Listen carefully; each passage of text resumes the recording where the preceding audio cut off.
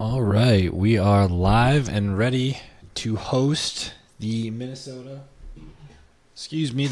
Penn State game today. We've got senior night going on, and it should be an interesting game. I'm excited to see what PJ is going to pull out for this huge matchup against Penn State. We're going for the battle for the Governor's victory bell today. So let's get things moving. I'm excited, a little bit anxious to see how things are going to go. This March, you can listen to exclusive Westwood One coverage of the NCAA men's and women's basketball tournaments for free on the Varsity app, powered by Learfield. Listen to every game at a truly unique listening experience. It's all free. Search NCAA Championships. In terms of coming off of the let's setback peek in at a little Rutgers bit and on some of this doing whatever you guys do and on this matchup we have. Yeah, I mean, we did very similar things that we did in the first bye week, but in Florida while we're listening to PJ talk here. Opponent Penn State, and then getting guys healthy, But I think our guys do such a good job of preparing their bodies, doing a really good job being ready for game day, taking care of their bodies throughout the week. But it was just back getting aligned, coming off a tough game at Rutgers when we felt like we lost that game. With all due respect, we didn't make enough plays, and we made some really critical errors in some critical moments. And I think the guys know that. You can be very transparent with this group. And they came out and had 2 really good weeks of practice, and I think we got a lot better. And now we got to go out there and show that we did.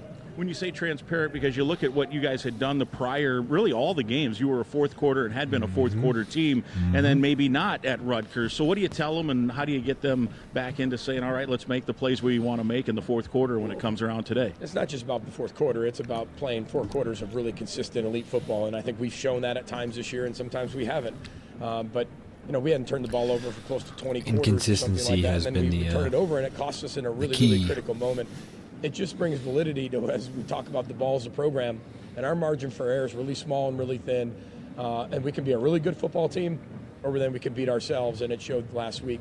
I think our guys are really, really good about hearing those types of things, the honest, transparent truth, and we live in truth, and our guys really had a great week of responding to that game. And the good news is you have been, knock on wood for the most part, playing good football, right? I mean, winning the turnover batter most days and that kind of stuff, and you just have to say, do that more than the other, right? That's all you got to say, Grimmy. That's it. It's easy. Why aren't you telling them that? Just tell them that. I'll tell them that after this, and we'll be all straight. Yeah, you give them that on the pregame today for sure. Well, this Penn State team, obviously, they're ranked 4th. They're in the playoff chase.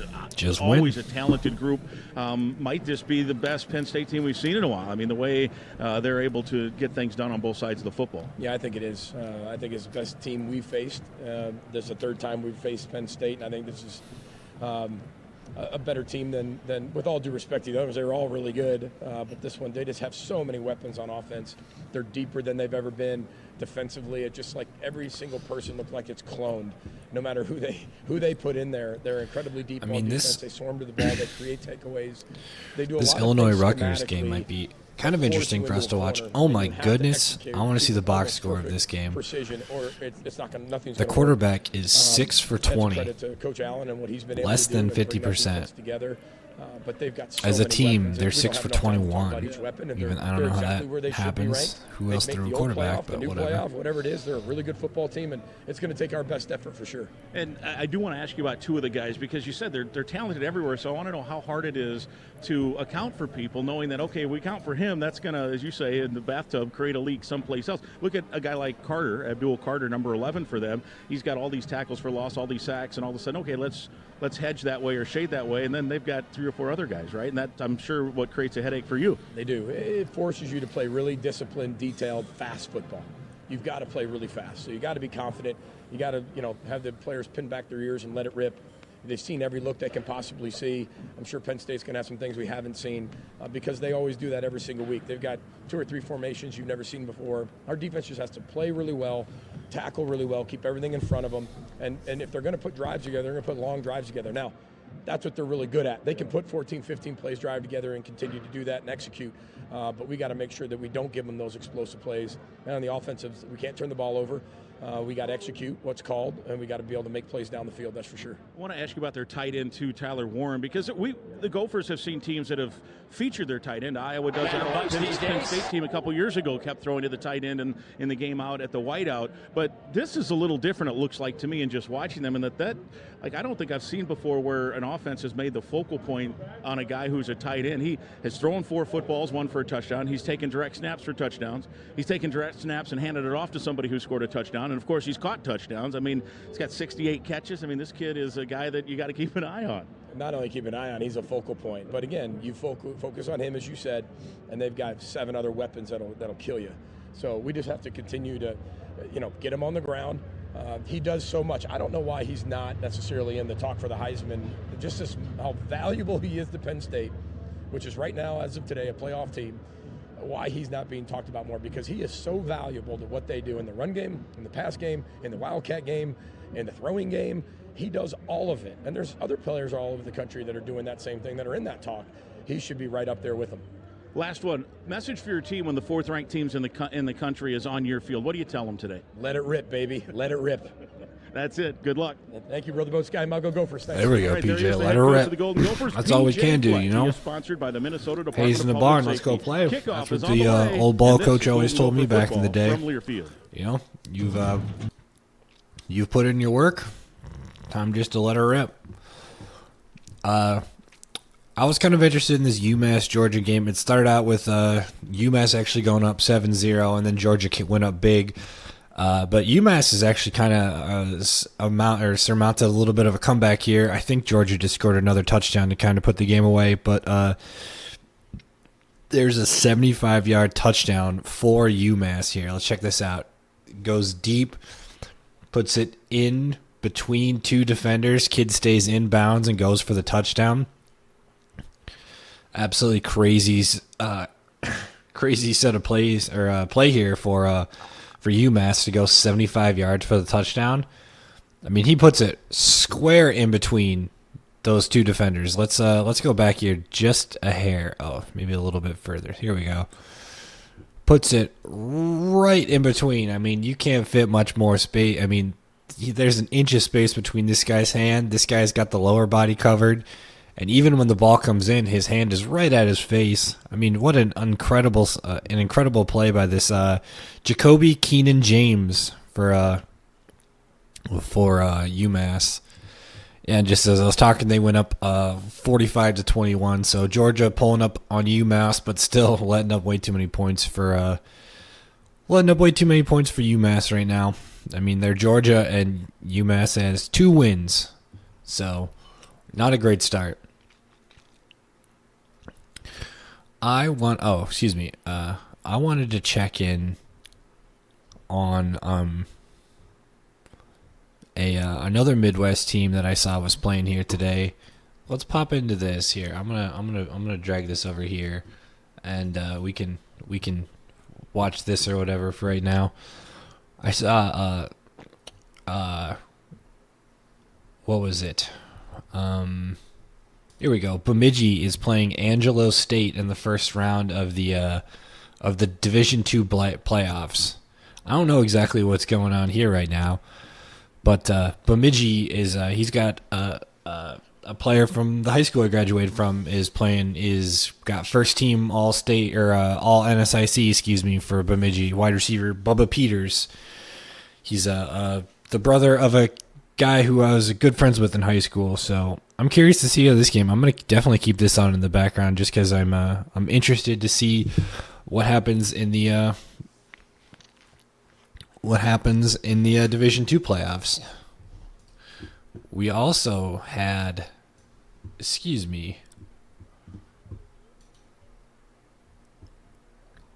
we also have, what is it?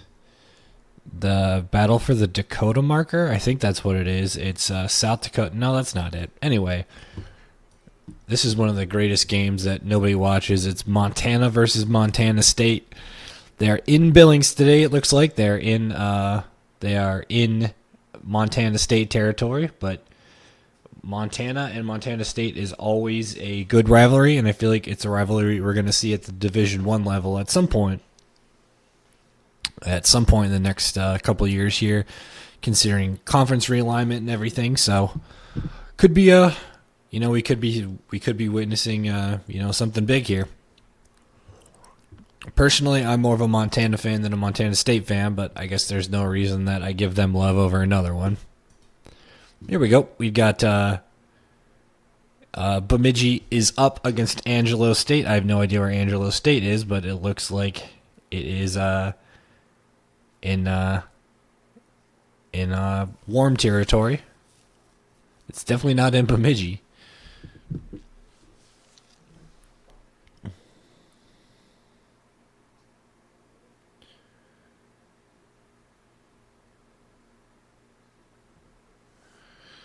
All right.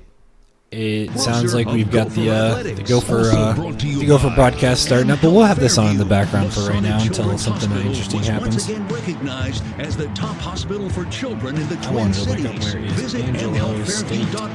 Angelo State is in Texas, so that would make sense. Looks like to be proud sponsor of Gopher Athletics. A warm game for them. Are you game? Just say I'm in. And by Securian Financial, insurance and retirement solutions for individuals, families, and businesses. Get ready. Minnesota Golden Gopher football is next on the Gopher Sports Network from Learfield.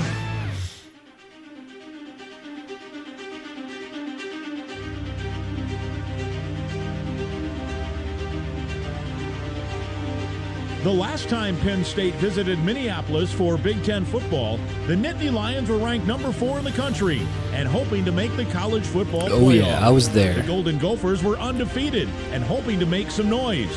It may seem hard to believe that it was already 5 years ago this month, but something special happened that day in the Twin Cities. Clifford to throw, wants to go deep, center of the field. If you're interested on a recap of that game, I have a video of it on my channel. Where is it? The place is going bonkers. Minnesota will have it first down at its own 6. Second and 9. Blitz from the corner comes picked up by Brooks. They want to go deep. He's out there. He's got it. Right here. If you're curious, boom. We've got Golden Gophers ranked matchup versus Penn State. Deserves a rewind. I was at that game. I think I have a picture of myself at the game at the end. I definitely do not have a picture of that. Picture of myself at the game, but I definitely was at the game. Oh no, I was right here. It was just about 5 years ago. There's me. There's my older brother, and we are on the field for the game. We rushed that game, and it was probably one of the best moments of my sporting career, or sports witnessing career at least. Was being on the sidelines for that game. So that was an amazing moment in life. And every time I get the memory of this popping up, I always text my brother and tell him, hey, love you, man. It's back again, and we need to take a moment to remember that. Instructions to the line. Second and goal from the 1. Snap to Green. Wants to keep again. Lowers his shoulder. Touchdown. The Green Line has left the station. That touchdown, the Green Line touchdown was right over here. It was probably right about where my mouse is, right about here. On the right side of the hash, on the far side of the field. This is where the student section was. It was probably right about here. Clifford waits for the snap with Brown next to him on 3rd down and 23. Has time. The interception that Grimmy's talking about was like right here. I'm pretty sure it was right in the end zone. Yep. There's the kneel down, and Minnesota has knocked off 5th-ranked Penn State. Yep. They're going to get the victory bell. They're 9-0, undefeated. The students are rushing the field. We'll throw this on mute, but this is in the video that I was telling you about. Interception right in the end zone, on the far side of the end zone. This is the student section, is right over on the right side over here. It's right up here. And I'm sitting at the way opposite side of the field in Penn State territory, actually. But it was awesome. It was fun. And it was amazing. It was crazy.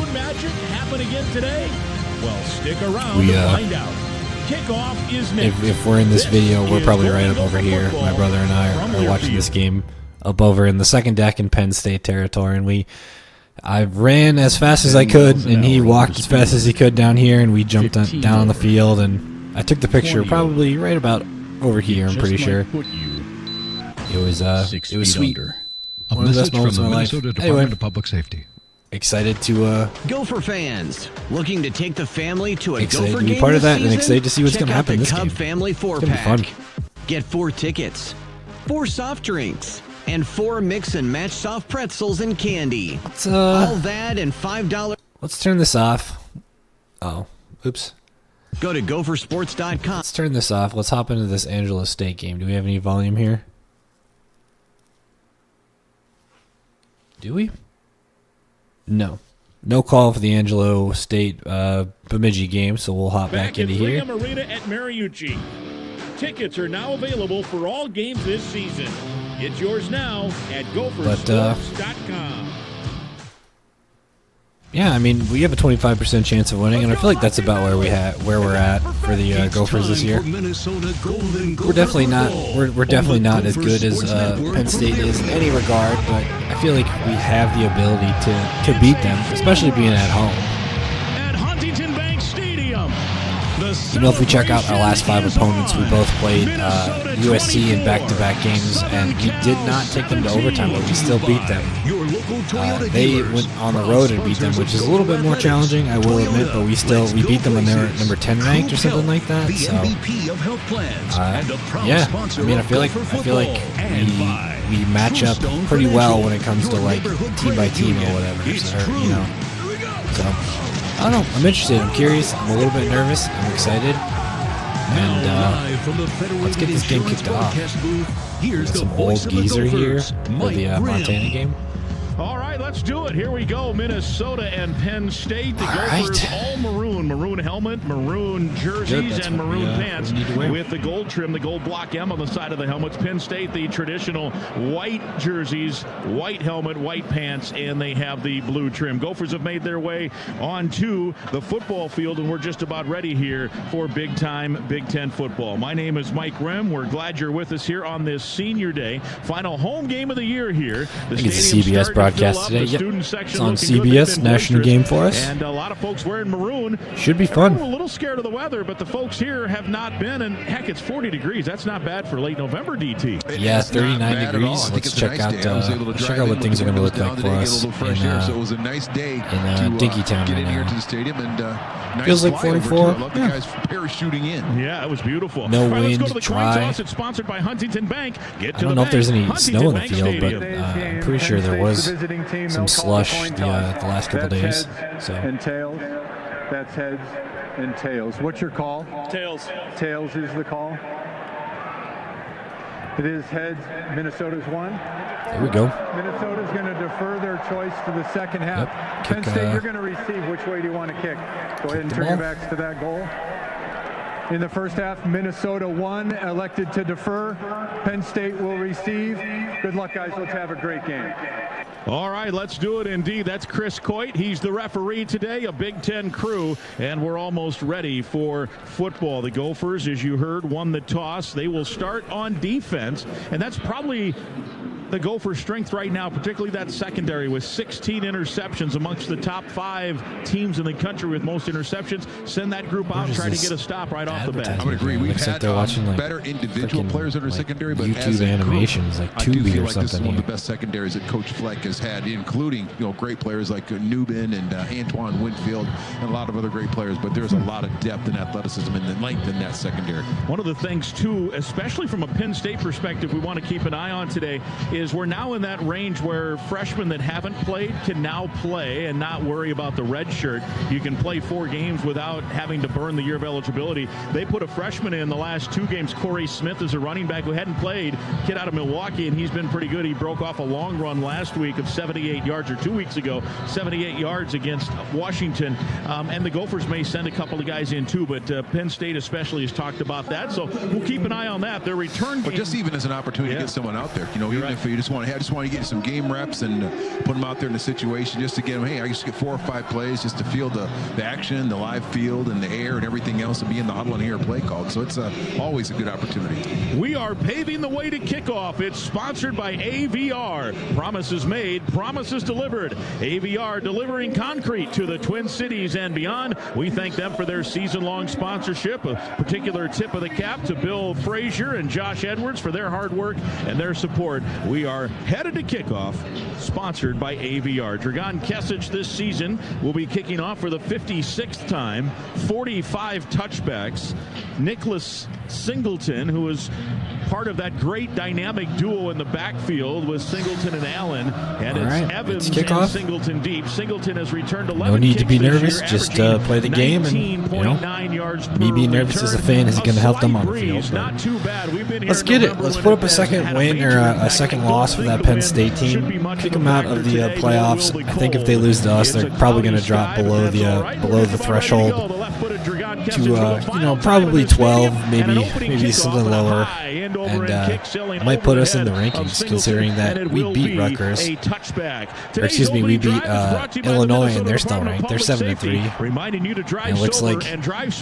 And it looks like they might end up taking the L in this game, considering, well, I guess it's 3rd and 10 from the middle of the field, 2 minutes to go. So there's plenty of time for Rutgers to come down and score. So this win could put us in the ranking territory, considering we've got potentially two ranked wins so far, potentially 3. And he's got a couple. We'll call it a gain of 4, in fact, by the time the whole stack comes down. The left side of that Gopher defensive front brings him down. That includes Jalen Logan Redding, Devin Eastern. John Joyner, Danny Strigo, both seniors, both walked here on senior day. Joyner technically has a year left, but it's unlikely he'll be back next year. Rest of the starters, Baranowski and Lindenberg, Kerry Brown, and Coy Parrott for Minnesota, sponsored by Northland Ford. 2nd down and 6 after a gain of 4. Singleton, the running back. Aller throws, and he's complete to Wallace the third. Short of the 1st down, or are they going to give him progress? I thought he was short, and it will be short by about a yard, maybe a half yard. And now they're... What do we have? Looks like there's an injured Penn State offensive lineman, Anthony Donko, their redshirt freshman, down. 6'5", 330. He's out of Virginia. Offensive lineman down, not what you want to see, but also, that has allowed only 9 sacks all hopefully he gets up from that. They've allowed 9 sacks, and we'll keep an eye on him. Meanwhile, we will take a break while they attend to him. When we come back, it'll be 3rd and just under a yard after Wallace III had the catch. The tackle was made by Ethan Robinson. Stay with us. This is Golden Gopher football from Learfield. Sorry. No matter who you are or what you do, there's a Ford vehicle that can help you own the day. Make life on the go a walk in the park with the new Ford Explorer. Become the MVP of the work site with the unrivaled performance of a new built Ford Tough F-Series truck. I'm going to take this moment to get get a drink of water. Adventure in the great outdoors with the new Bronco Sport. Whether it's for work or play, there's a Ford with a great deal waiting at your local Northland Ford dealers. Don't wait. Get behind the wheel of a glass of water here, and I'll be right back. Calendar your total sales. This is Mike Grimm, voice of the Golden Gophers. As a business owner, do you have a game plan in place to stay focused on safety and preventing claims? Let our team help support your business. Federated Insurance offers a customizable lineup of industry-specific coverages and risk management services to help you continue your winning streak. At Federated Mutual Insurance Company, it's our business to protect yours. Proud sponsor of Golden Gopher Athletics. Today's game is presented by Coop Health. Visit coophealth.com for more information on how you can take control of your healthcare journey. This is Golden Gopher football from Learfield.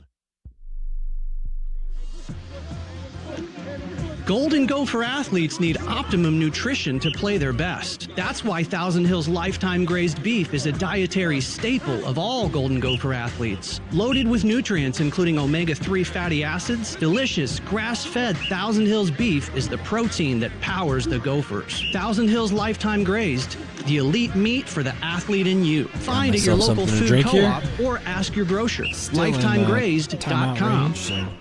Okay, true stories from Huntington with Veronica and her banker, Roger. Look at that. Let's hop into our game scores here. I just got an alert on my phone. Nobody likes to hear the top word 25. no. You know, one day I just said, okay, I'm going to go talk to the our banker. first upset of the day. If there was a bump in the road, we hit it. Florida taking down Ole Miss in right Ole Miss, Veronica kept or excuse me, at home at Welcome to in Gainesville. Real So kind of an interesting start to the day. I feel like that Ole Miss team has kind of been shown to be a little bit of a fugazi this last couple of weeks.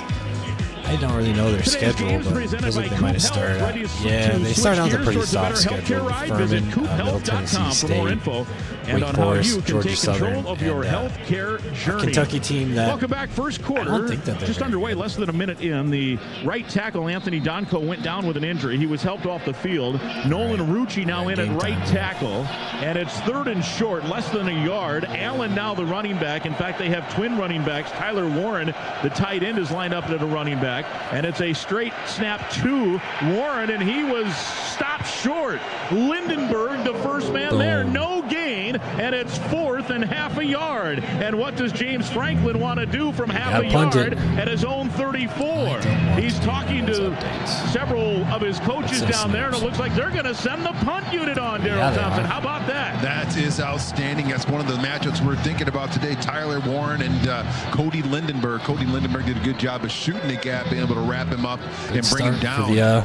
For the boys, actually a good no gain at all out on that play by the Gopher defense.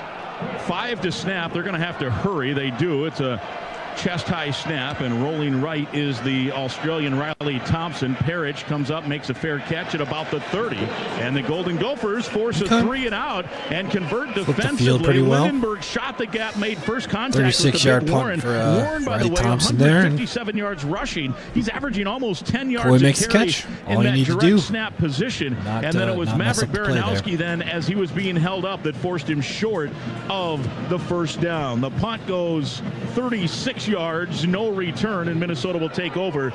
No score early on, 13:09 to play from its own 30 yards. Good as a start as you can expect. Want to make sure that you trust what you see and be aggressive, get in the backfield, and that is exactly and then you flip the field with some pretty decent field Marcus Major will get the start at running back, not Darius Taylor. He is in uniform as Taylor. Under center is Brosmer. In motion is Jackson. Straight handoff. And not much there for Major. He lost a yard trying the left side of that offensive line, the senior Ursery. Good news, Tyler Cooper back in for the first time in a while, starting at left guard. Johnson's the center, Carroll at right guard, Daniels the right tackle, A.J. Harris, the cornerback, made the stop. Harris and Kimber, the corners, Reed and Wheatley, the safeties. King and Rojas, the linebackers. Dennis Sutton, Durant, Jay Thomas, and Abdul Carter up front. And now in for the running back position is Taylor. That's probably a senior day start, I would think, for Major. Just get him a start on senior day. I guess so. He puts him at 2nd and 11. They are one of the best teams in the country. Penn State stopping the run, wanting to throw. Man all alone at the 40. Breaking a tackle at the 45 is Daniel Jackson. And on senior day, we go, he has a big gain of 24 to make it 20 yards out to the 49-yard line. 24 yards out. 20-yard pass start out for the seniors there. We got Max Brosmer, redshirt senior, coming from New Hampshire. And Daniel Jackson, I believe. A lot of window dressing over to the right. He is a transfer. I can't remember Darius where he Taylor out there transferred on the route, and then he comes back and finds Jackson underneath on the slant. Oh, he was Rockington a in at native. receiver, wide to the right, along with Spencer. Tight end to the left. Out of the pistol formation, and it is a handoff to Taylor. A stutter step move, spinning forward, positive yards, keeps those legs turning, and a gain of almost 10. It will be a first down. He moved the sticks as he got a 10-yard pickup. Jalen Reed finally brought him down. Initial good blocking, the first 5 yards, the second 5 yards, all there for a first down. 2 plays, 30 yards. Yeah, very nice run and nice job of hitting the seam, but Darius Taylor right there. I did not expect the start from the Gophers. The first sighting of Coy playing a little bit of offense. Yeah, Coy Parrish is in. Good call on offense. He's lined up at the slot right with Marcus Major now the running back to the right of the quarterback Parrish. Or to the quarterback Brosmer. Parrish, the slotted receiver right with Brockington. Wide to the left is Jackson. Waiting for the snap, Brosmer on a straight drop. Wait, steps up, fires Parrish through his hands. He was open over the middle. It whistled high, and he had to reach high to get it. Right? And he got fingers on it, but couldn't bring it in. And it's 2nd and 10. Zion Tracy, the nickelback, in coverage. Yeah, a little bit surprising to see Coy in there. I know they had a couple packages in there for him, and he did a nice job on that, kind of a little bit of an over route, and that ball did come out hot from Max Brosmer on that play. Otherwise, it would have been a catchable ball, just a little bit high. Boy, he put some steam on it to try to whistle it in there. You can see a perfect spiral. 2nd and 10. Taylor, the running back. Minnesota from the 41. No score. We're 4 minutes into this football game. Minnesota and 4th-ranked Penn State. Gophers in all maroon. Brosmer at the center of the field. Handing off left to Taylor. Gets out of one man. Spinning forward inside the 40 and a gain of about 4. Boy, they pushed him backwards in the backfield. Punctured that line of scrimmage. And he turned what could have been a loss into a 4-yard pickup. A.J. Harris again on the stop. And they're getting close to field goal range here on about 3rd and 6. Well, I'll tell you what, Mike. Absolutely, that ball should have been about a 2-yard loss. That was almost all Darius Taylor on that job. Good job outflanking it. Puts his foot in the ground. Able to spin and pick up some yards where really was negative on that play. Gophers with an empty backfield. Taylor will wind up as a receiver. The snap to Brosmer. They set up the little screen to Darius. He gets one block, pushes forward just short of the first by a yard to the 32. And now P.J. Fleck has a decision to make. From here, it's about a 50-yard field goal. They're going to go for it. The big jumbo package comes in. Ashton Beers comes in with We're in a good position. Beers, Go for it. Gears and Beers package, as we call it. And it's 4th and 1 for Minnesota. The Gophers on the season DT are 7 of 8 on 4th down. The only miss was the fake punt at Illinois. And it looks like a direct snap situation. Nope, it is Brosmer, and next to him is Taylor. And it's a straight handoff to Darius. Outside, stepping away from a tackle, inside the 25, and he's brought down at the 20. It's a gain of 11. Make it 12, baby. The stop made by Kimber, and move the sticks for the Gophers. They're in the Case IH Red Zone, brought to you by the team on top at Teams coming out fighting. There's something about Minnesota at home versus Penn State where they just come out fucking firing. I know that James Franklin doesn't have a good reputation against like actually good teams, and I think this Minnesota team is like actually pretty good. I feel like they could be top 25 rated. It's in major theory. back, and I don't want to raise a red flag, but Taylor limped off the field after that gain. Here's the play action. Blitz comes, goes over the middle. Oh, and Gears had it and dropped it. Gears had a great game last week. If you look at everything but the turnover, about right? 8 catches, 80 yards. That's a one very quarter catchable away ball from being would a have ranked team, been at about being the 7-3 10-yard line, versus maybe 6-4 inside the 10. in that Rutgers game. Speaking Brosmer of that had to Rutgers hurry it, game, so the throw was a little behind him. But man, you want your tight end to make looks that catch. like but that pressure by Sutton on looks that like play they made a touchdown Brosmer here. Nathan Kaliak-Manis went to that would have been Montague, great something like that, for a 13-yard touchdown. So they are up by 1, so that could help our case a little bit of being a quality loss, quote unquote. I don't know if there is a quality loss in college football anymore, but it could be. Waiting for the snap is Brosmer, and it is a handoff to Major. Has a seam inside the 15, inside the 10, 5, touchdown, Minnesota Golden Gophers. Boom! 20 yards, Marcus Major. Here we go, Marcus. Get that senior touchdown. And Minnesota has the lead first quarter. No flags, no nothing. The boys up front. Great job by the boys up front. A nice run run by Marcus Major. First. He's got to dap up but all it sounds those like we got some points on the board. They gave him the line of scrimmage. That's what every single back wants to have. Then you're off to the Let's races go. to get in the end That's zone. a hell of a start for the boys. In the lead. Let's look at our all plays on our drive here. 1 yard loss, 20 yards, 10 yards, incompletion, 4-0, 12-0, 20. Has scored. Extra point from Dragon Kesic is 9 awaiting. plays, 20 yards, and 3 of them. Snap back. Crawford the hold. The kick is good. And Minnesota, and 3 of them with didn't do anything. To play first quarter, incomplete takes its first to possession Coy over the middle. 70 yards on 9 plays. It covered 4. Max Brosmer had that incompletion to Beers, or Gears rather, and Marcus Major had that -1 to start out the game. But other than that, Affinity Plus donates $150 to pretty Special good start. Olympics. As good of a start as you can ask for. Stay with us, 7-zip Gophs. This is we'll Golden stay Gopher with football. you there, Grimmy. But first, you know what that means. Let's break it out. We need the fight song.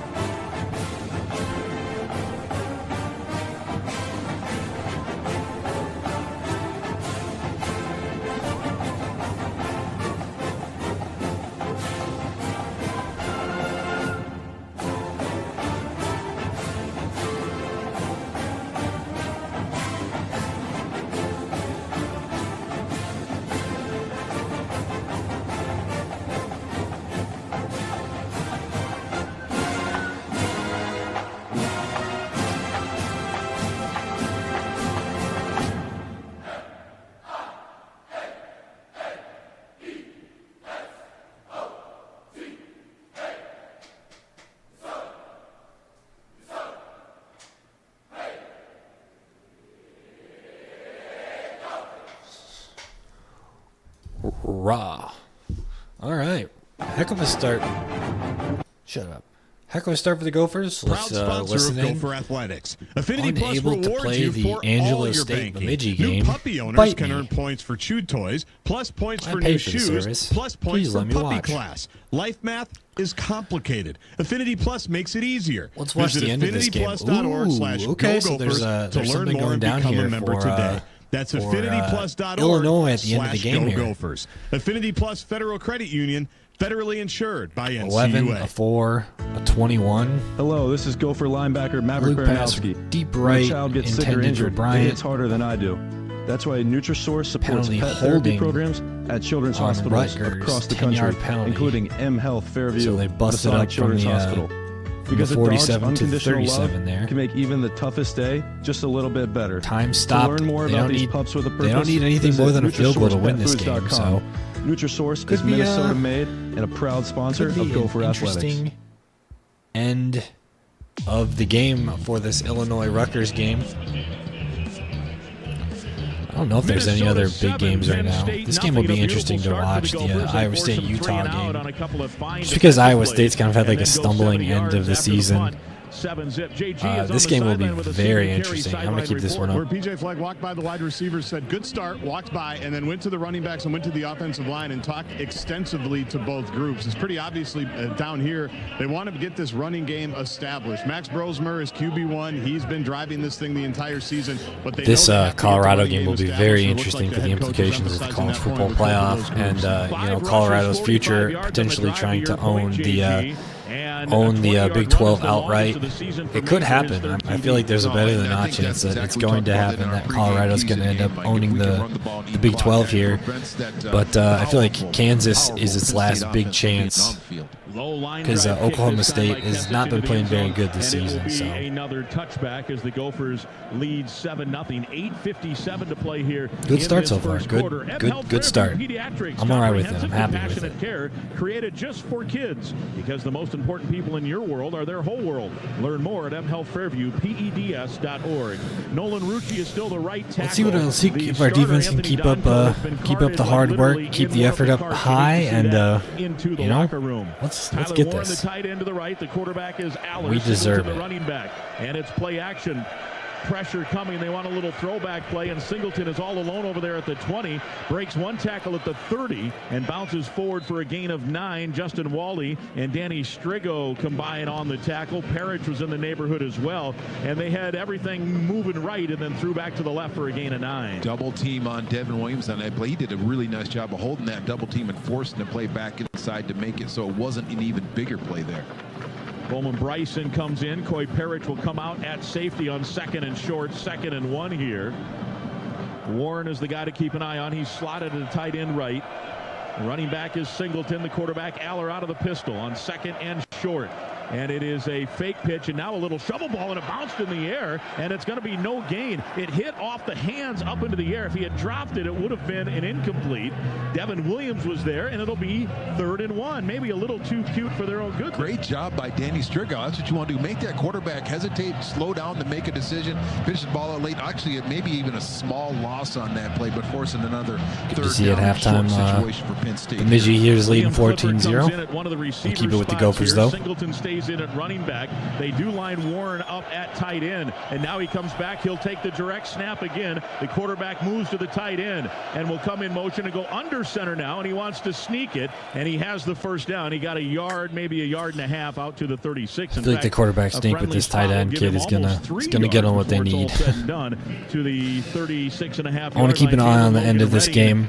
We are listening to the Minnesota Penn State game. Ooh, a false start penalty by Illinois backs them up to the 40. That makes it a 57-yard field goal, maybe? That's long for the Illinois kicker here, so that's a huge penalty from slant over the middle, incomplete, too high. Kerry Brown in coverage of Harrison. That's a huge kick for the kicker here. Incomplete for Drew Aller. 2nd and 10. Ethan Robinson also 2nd and 10 here. the man on the spot. 2nd and 10 Ethan Robinson also the man on the spot. nice job by the Gopher defense so far, making sure you pay attention to what you do and doing your job. You do your job, you got a really good chance of being successful. And so far this afternoon, they've been doing their job. 2nd and 10, Minnesota rotating ends. Finney comes out, and Jaw Joyner is in. Jackson Howard's been in the last 2 plays. And it's 2nd and 10. Warren in motion, comes to the right as the tight end. Aller on 2nd down, wants to throw, does. It's Clifford. He has the catch, and a good open field tackle. Is this Clifford related to Sean Clifford? Has the catch out to the 45-yard line. It's a gain of 7.5. I hope so. Another 3rd down here. Penn State 1 for 2. We dominated Sean Clifford when they came in 2019. Might have been one of the best people that came out of the portal besides Max Brosmer that's playing for, on the defense in particular, doing a very nice job. But that right cornerback slot. We still dominated Sean Clifford. 3 in the backfield. Now they shift it. The backup quarterback, Prabula, is in. In motion comes Clifford. Dinkins, the tight end, also in the backfield. Hit. The handoff comes to Singleton, and he's short of the first down on 3rd and 2. He maybe got half a yard. It'll bring up 4th down. 4-1 from midfield. And I feel like this is where unit coming on again for Penn State. I was going to say they're probably keeping sometimes you might just get a little bit too cute for your own good. Probably right keeping the squad. Why are we keeping Gopher defense? You know what? They pump their arms in there. So it looks like we're going to go base. Just go base. Just count your people off and go make a play. And they did it there. No need to do anything to convert again. And not allow Penn State. Don't let them have the opportunity to play Thompson, anything cute. Remember, watch the fake here. Thompson solid rolling ball right. here. Does solid get ball. it away. Parrish calling for a fair catch around the 10-yard line, and he hauls it in right there, and the Gophers will take over. 43-yard punt, no return. Time for an affiliate salute. We held him. By Minnesota Corn. We let him get 1 first down. And advances in technology. And they punted it. Corn farmers are That's driving towards sustainability while considering that's called football. That's Big Ten football right there. I'm all right with that. MNcorn.org. 10 seconds on the Gopher Radio. All right, we got 10 seconds to ourselves here. Let's check in with the Illinois game here. Like I said before, they're at the 40. It makes it like a 57-yard field goal, which is damn near insurmountable for a college kicker. I don't know how good this kicker is for Illinois, but they only have 14 seconds left, so I imagine that they're going to go maybe to just absolutely boot it. I mean, their quarterback hasn't been playing very well today. 11 for 25 for 206 and a touch. Percentage-wise, that's not very good. That's less than 50%, significantly less than 50%, but 200 yards and a touchdown is pretty decent. Seems like their quarterback has been doing it all, 11 rushes for 74 yards and a touchdown. So I mean, Brett Bielema's got a hard decision here. I would imagine they'd go for the kick, but I'm not Brett Bielema. I mean, I could also see them just hucking it down the field, or maybe seeing if you can get something short and quick to the to the 35 or whatever, and see if you can get that first down mark. But tough choice by Illinois here. Quality we'll definitely hard to be the best we'll in the definitely game. Keep an eye on this game. Those striving to be the Colorado best got the ball back, or Colorado punted the ball. Excuse me. Kansas got the ball back here. They're making some progress down the field. Kansas is playing like we actually imagined them to play at the start of the season. Chevy brings classic pairings. Six plays for 73 yards. And kisses. They had a 51-yard touchdown pass from their quarterback. So pretty incredible play there. And capability. And a 3-and-out for feet of torque to haul your holiday tree. For Kansas, the Equinox EV and all-new Equinox. Good start from them. America's best compact SUV for new vehicle quality by J.D. Power. We've got our Bemidji-Angelo State game here. To see you through the holiday season. It's got easy a pretty to see decent why punt Chevy return. Makes everything Are they better going to make? and Nope. brighter. Looks like they're going to get tackled at the Find your 43-yard line. Get 0% APR financing for 36 months on select popular Chevy models when you finance with GM Financial. So good punt return it looks like from them. Let's see if the Beaver defense here can stiffen up a little bit. Visit jdpower.com/awards. And, Offer available on yeah. the 2025 Equinox and 2024 Silverado, Equinox EV, Blazer EV, and Silverado EV models. Monthly payment is $2,860 for every $1,000 finance. Example down payment is 22.2%. Must finance with GM Financial. Some customers may not qualify. Not available with lease and some other offers. Take your retail delivery by 12/2/24. Before one of us goes down here, let's check out around the horn from the other games this week. I think this BYU game could be pretty interesting. No Minnesota way. 7, Penn State nothing. Gophers from their own 11-yard They line. went for the touchdown. Marcus Major staying in Luke at running Altmaier, back. We'll keep an eye on the Darius pass Taylor completion to situation. Bryant He for had that 40 nice yards 10-yard for a gain touchdown. on the I scoring need to see the drive, and replay then of that because I'm limped sure out, that's and Major then a. scored a touchdown. I'm pretty sure later. that's a very interesting From their own 11, under play to center is watch. Brosmer. Tight end We got Jamison 4 Gears seconds. goes in motion. I imagine the And now game comes is back over, to but where let's he originally listen started, to the right the side of Gopher the game field to the here. right. Christian Driver now in motion. And it is a quick hitting handoff to Driver, who spins out of one tackle against his former team, Penn State, and gets 5 on the carry, his second carry of the season. Let's see Christian and he's Driver out to get the about ball a the little bit more. 16-yard line. That Kobe would be King, great. the tackler, their middle linebacker. Yeah, Kobe King's got a lot of tackles, over 50 coming into this game, and Driver does a nice job. Sometimes you got to deal with things in the backfield. Driver does a good job of getting north, south, immediately handling that penetration and picking up 5 yards. Good to see Darius Taylor out there this play on 2nd and 5. The center is Greg Johnson, the Prior Lake product, over the football. Left-handed snapper. You don't see that a lot. Ooh, actually, Brosmer game with 8 highlights to here. snap, Got barking to, some instructions. Now check this pointing out toward the during left side of our, the field. during a Waits for the commercial break. snap and has it. And it is a handoff to Taylor, who waits, and there's nothing there. He'll lose a yard. Just not anything for him to do. He was waiting for something to emerge. Cam Miller, the nickelback, came in and was the first man there. During our next commercial break, we'll see if we can find the Illinois highlights against Rucker. And I really want to see what happened there. Blowing that up and pull that over here. Just a small loss on that play, forcing us into a 3rd down and 7 situation.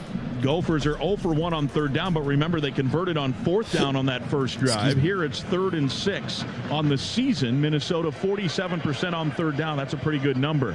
It went from an empty backfield, and now Major joins the quarterback, Brosmer, wide side to the left, 2 receivers that way, and Max to throw, shovels it out. The penalty marker comes out. It's caught by Major, and he got a yard and nothing else. Boy, they're fast to the football. It looked like that was going to get a little bit more. It's in the range of either offsides or illegal formation, one of the two here. Illegal formation, 5 players in the backfield, offense. Damn. The penalties decline. It's 4th down. So it'll be 4th and a long 5, and certainly the Gophers will send Mark Crawford and the punt unit on for the first time today.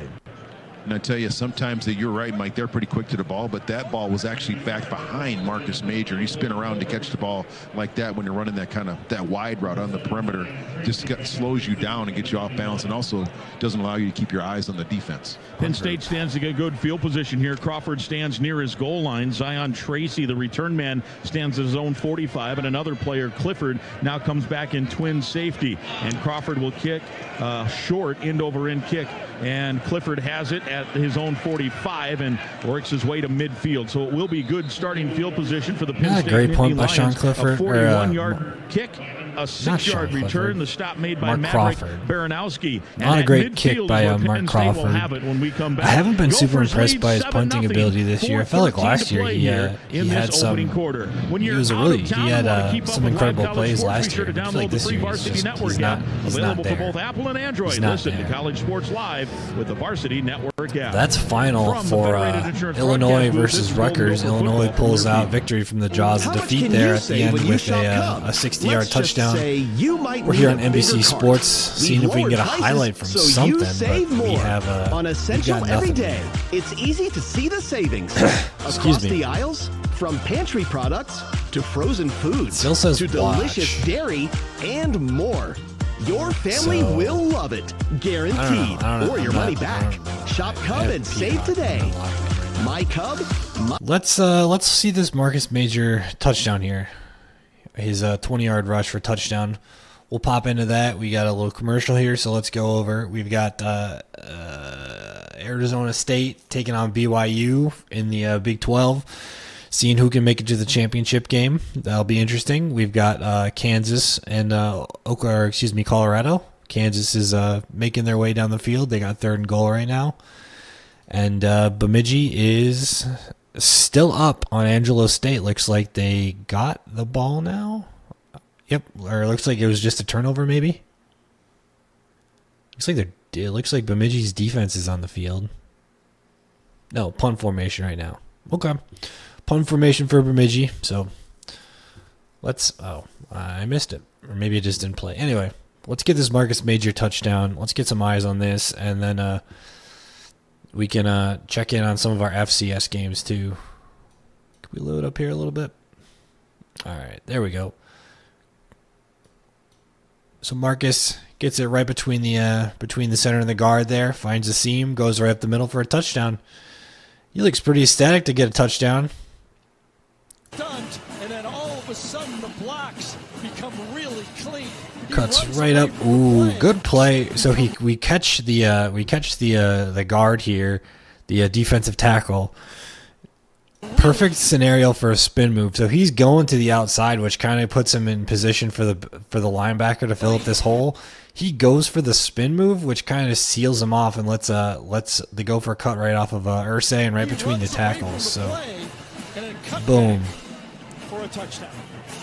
Really good blocking scheme by the lineup there, and good way to start the game. His third rushing touchdown of the year. Caps a 70-yard drive. And Marcus Major is doing what he's got to do, so you love to see it. Best starting field position right at midfield. They failed to convert on 2 third and shorts on back-to-back drives. Gave up a touchdown after the first and then pinned Minnesota deep after the second and put them in good starting field goal range. Katron Allen now his first on-field action, waits. The snap goes to the quarterback, Aller. He whistles it out near side, caught by Wallace the third, their leading wide receiver catcher, and he's got a gain of 12 inside the 40 to the 38. Kerry Brown on the coverage. I say wide receiver. He's their leader with 31 catches as a wide receiver. Of course, Tyler Warren, their leading receiver. The tight end has 67 catches on the year. A lot of options on the perimeter with this Penn State team. When you watch the film, they got many people besides. All right, this is an area of the field where we haven't played super well the last couple of games. So let's see if we can stiffen up in this just on the other side of the 50 here, on our side of the 50 rather, with our backs against the wall here. On 1st and 10, it's a handoff to Allen. No, a keeper by Aller and staying home and knocking him down is Cody Lindenberg. No gain, maybe loss of a half yard. It'll bring up call it a sack. And a bit, and they're going to hurry up now. Will Penn State right to the line of scrimmage. Lost maybe 2nd and 11. And Aller with Allen next to him on the wide side of the right waits for the snap. And he wants to throw over the middle. Ball batted in the air and almost intercepted. Ooh. Could have been intercepted twice. It hit Baranowski first. He could have caught it in midair. Maverick making a good play over the middle, it sounds like. Maybe, who came up just short back Parrott's there. trying to do his traditional ball hawk roll. Oh, Ethan Robinson nearly still. Twice intercepted, and now it's 3rd down and a long 10. Big 3rd down opportunity right here. Corey Heatherman's got his defense dialed in today, playing very well, paying attention to detail. Running back is Allen, goes in motion, empty backfield now for Aller. And now he'll come back to the backfield. And the Gophers will reshuffle. Joey Gerlach in at the linebacker, one of the linebacker spots. 3 receivers right. Aller on a straight drop, now wants to run. Hit from behind, breaks 1 tackle, but cannot break the second as a stack of Gophers knock him down after a gain of 5. And now let's see, is it 4 down territory or field goal range here from the 30? He's been playing pretty conservatively this far, so it wouldn't surprise me to see the kicker out here. And they're going to go for it on 4th and 5. And on the season, Penn State is 7 of 9 on 4th down. Let's go for it. The Gopher defense, 4 of 10. Get it. Great play. He's got to watch out for the screen right here. So a huge play here. Crowd talking defense. 7-0 Gophers. Let's go, boys. To go first half. Allen the running back. Aller the quarterback. 4th and a long 4. Tyler Warren goes in motion, comes set right. Aller on a straight drop. Pressure comes. Flush from the pocket. Hit and sacked. Anthony Smith, the Pennsylvania native. And that's a monster sack back to the 45. It's a loss of 13. A 12-yard sack for Anthony Smith. Haven't heard his name called a whole lot this year. 4 sacks, 19 tackles, 1 forced fumble. I do not remember that. Where was his fumble? Forced fumble against Rutgers last week. So Anthony Smith from Shippensburg, Pennsylvania, a sophomore, is doing his work. Yeah, and great field position without the punt. Good work by Anthony Smith there, getting some revenge on the hometown boys. Maybe you should have offered him Penn State. Maybe. I don't know. Who knows? Glad we got him now. Future. Marcus Major is in. Jackson and Brockington, the receivers. Will they try a quick change here and maybe go for a home run ball? Play action. Pressure comes. Stepping from it's Brosmer, and he is sacked. And just a quick little hit by Tony Rojas and a loss of 4. They were, I think, trying to go home run ball there. Absolutely looked like they were trying to go home run ball, but Penn State paying attention to the quick change game, knowing that we might take a shot, drop deep. I wanted to keep an eye for Max to throw the ball on that play. Montana State game. This is one of the great rivalries of the country. So is the South Dakota North Dakota State game. That could be one to keep on our radar as well. Close game coming into the end of the third here. I'll put that on our top bar here. 2nd and 14. We wind down with 93 seconds left in the quarter. Hand off to Major. Cutback in a decent little lane there, but it was cut off quickly.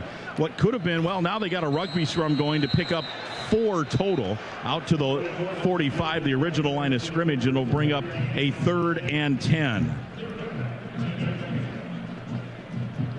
Yeah, big third down opportunity right here, and I would imagine if we don't get this, we'd be in a punting situation. Want to play the field position game, especially with an early lead here, but I think we want to take a shot downfield.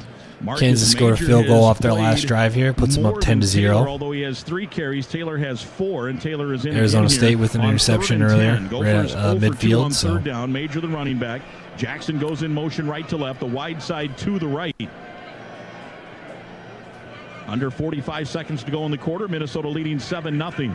Snap is back to Brosmer. Straight drop. Fires over the middle. Jackson on the run. Has it first down.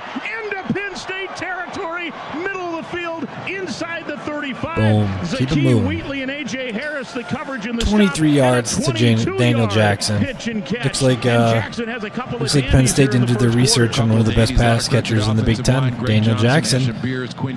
He's got 43 on Penn State right now.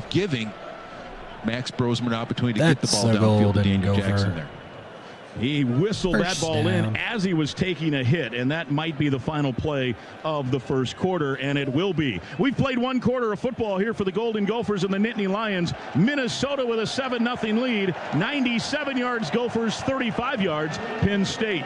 In a hurry? Don't worry. Cub delivers. Get fresh meat, produce, everyday essentials, and more delivered to your door. Cub, proud to support Gopher athletics for over 20 years. Let's go to Scoreboard Central. Here's Tanner Hoops. And thanks, Mike. Plan to get you caught up on a few games in the Big Ten, some dandies in the Big Ten early on. Let's start with this one. Bowl eligibility on the line between Wisconsin and Nebraska from Memorial Stadium. Oh, I forgot about that game. Time. They marched right down the field on their opening drive. I want to keep that open because we want to keep Wisconsin out of bowl eligibility.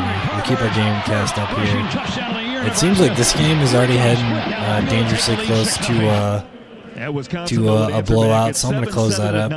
We'll keep open the North Dakota State game. Also, let's hop into that Bemidji game. Northwestern. Last night, Michigan State winners 24-17 over Purdue. Earlier today, second-ranked Ohio State 38-15. They blow by number 5 Indiana. Iowa holds off Maryland. They pull away late to win 29-13. A thriller in Piscataway. Number 25 Illinois taking on Rutgers. The Scarlet Knights scored the go-ahead touchdown with just over a minute remaining. Illinois drove to the 40-yard line in the final seconds. And then this happened.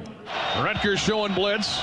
Here they come. It holds. The line does. Allmeyer slings it down the middle. Caught at the 20-yard line. Caught to the 10. To the 5. Pat Bryant into the end zone. Touchdown. Touchdown, Illinois.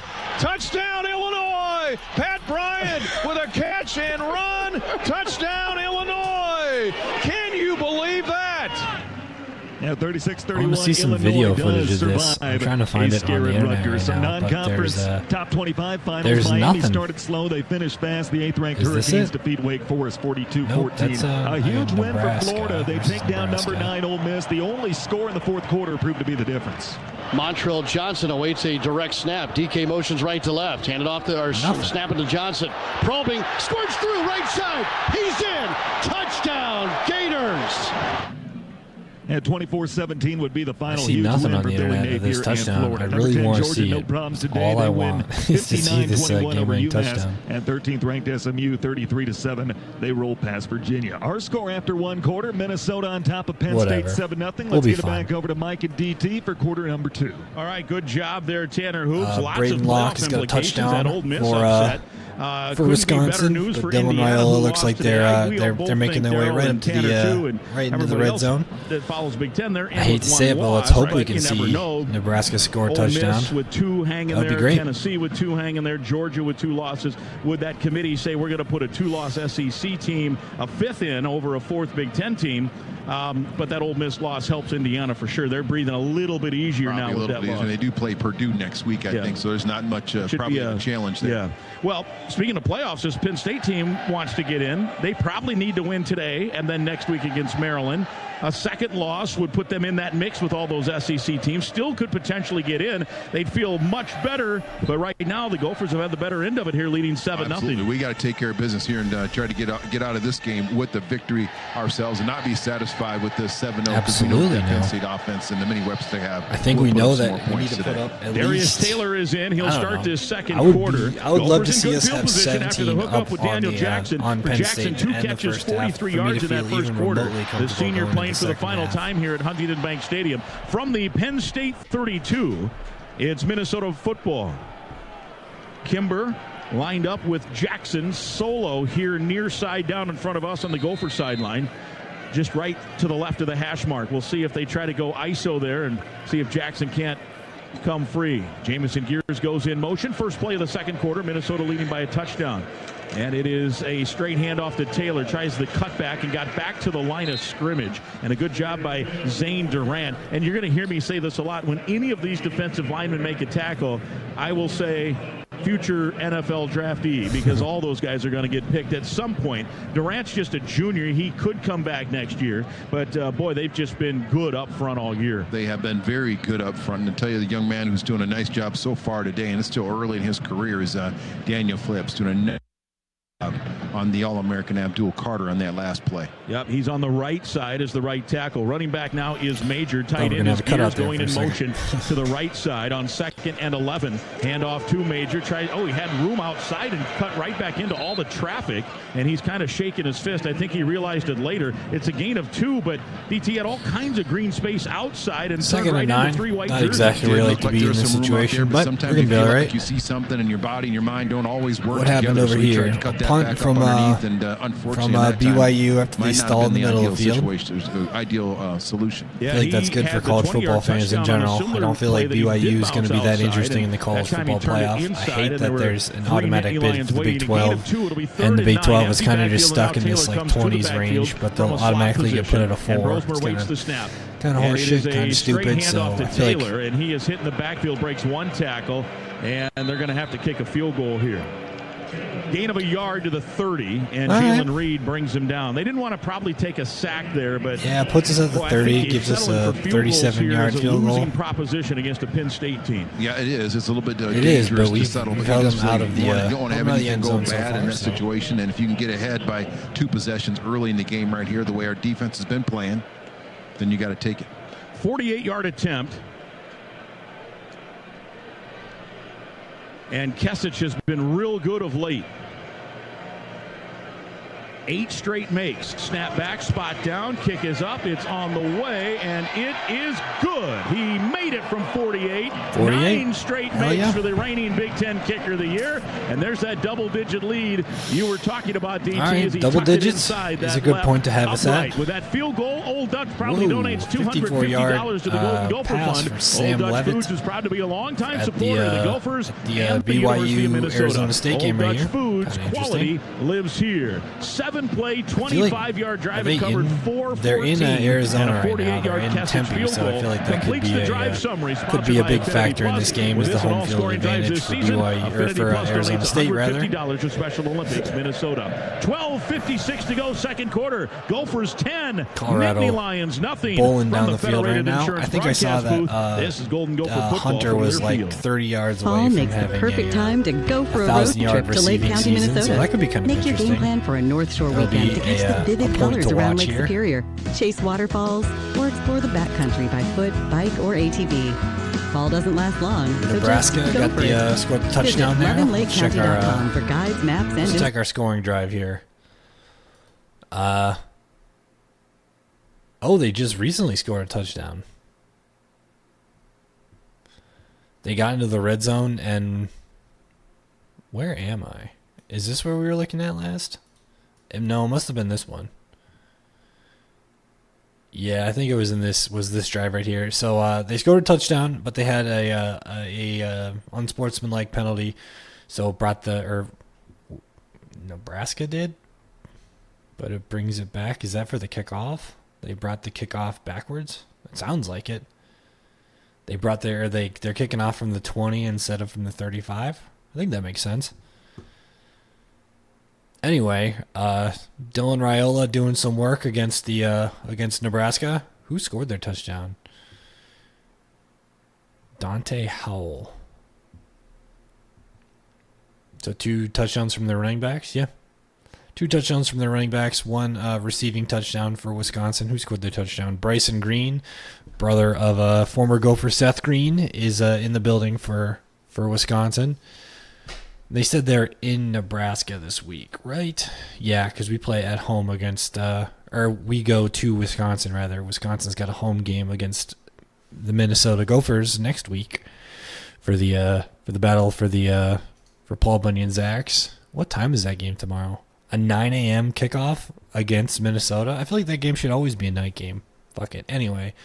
Let's listen in. I feel like this is one of my worst spending habits. Missing out. That's why I decided to get more from my morning routine by enjoying 20 cups of deliciously rich coffee with Coffee Mate. We might be able to keep Wisconsin out of bowl eligibility and get us up to potentially an 8-win season. That would be a pretty good season. We're checking in here against the battle for, I don't know if it's the battle for the Dakota marker. I'm going to look that up. Let's look it up here. Pull this up on the side. We'll wind up and kick now into just a really slight breeze. The flag's hanging floppy, really not much of a breeze here. It's not the Dakota marker. High it is the Dakota marker. Okay. No, that's South Dakota State. Head about 5 yards deep along with Evans, and it's a touchback. Let's go to JG's on the Minnesota sidelines. Let's talk about seeing things. PJ Fleck last week talked about maybe his do they have a rivalry game very clearly in the first half when it came to cutback lanes.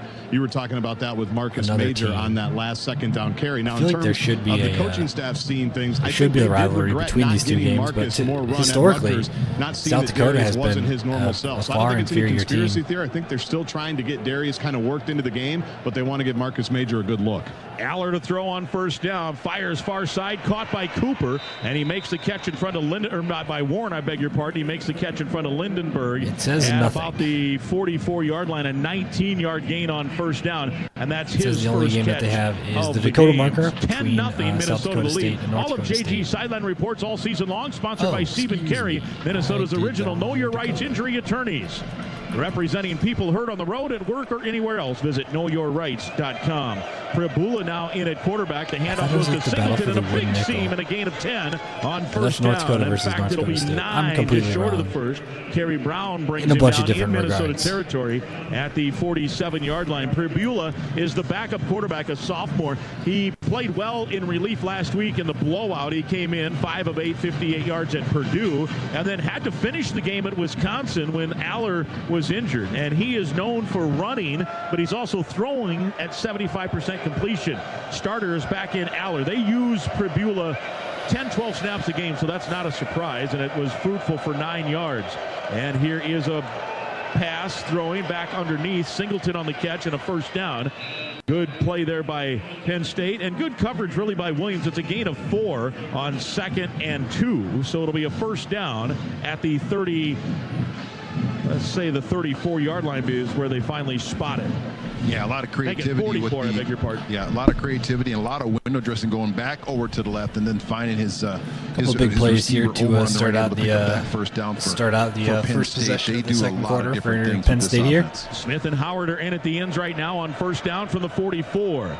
Straight handoff to Singleton, and he is stacked up. Devin Eastern, the big Shakopee, Minnesota product, 6'6", 310, gave him a big old bear hug and dragged him down for a yard loss, a tackle for a loss. He's now got 5.5 tackles for a loss. Nittany Lions quickly up to the line of scrimmage, however. Dinkins the tight end, and Aller will roll left. He's got a man all alone toward the end zone, and this is an easy touchdown.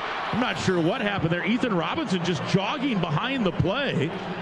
And it's an easy pitch and catch. So they got a touchdown off the broken play here. Of the game, a 44-yard that happens, I guess. hookup. That's not what you like to see, but it does and happen. Clearly some miscommunication. Ethan Robinson just jogging behind the play. It gives us an opportunity to get the ball back. Eyes in the wrong spot, and that's when you have somebody back behind you like that, and that is backbreaker right there. You just can't have that. And, that happens. Something we haven't seen very much of, but Amari Evans. Frustrating to see that, but just look that ball in and catch it. Shit happens, easy whatever.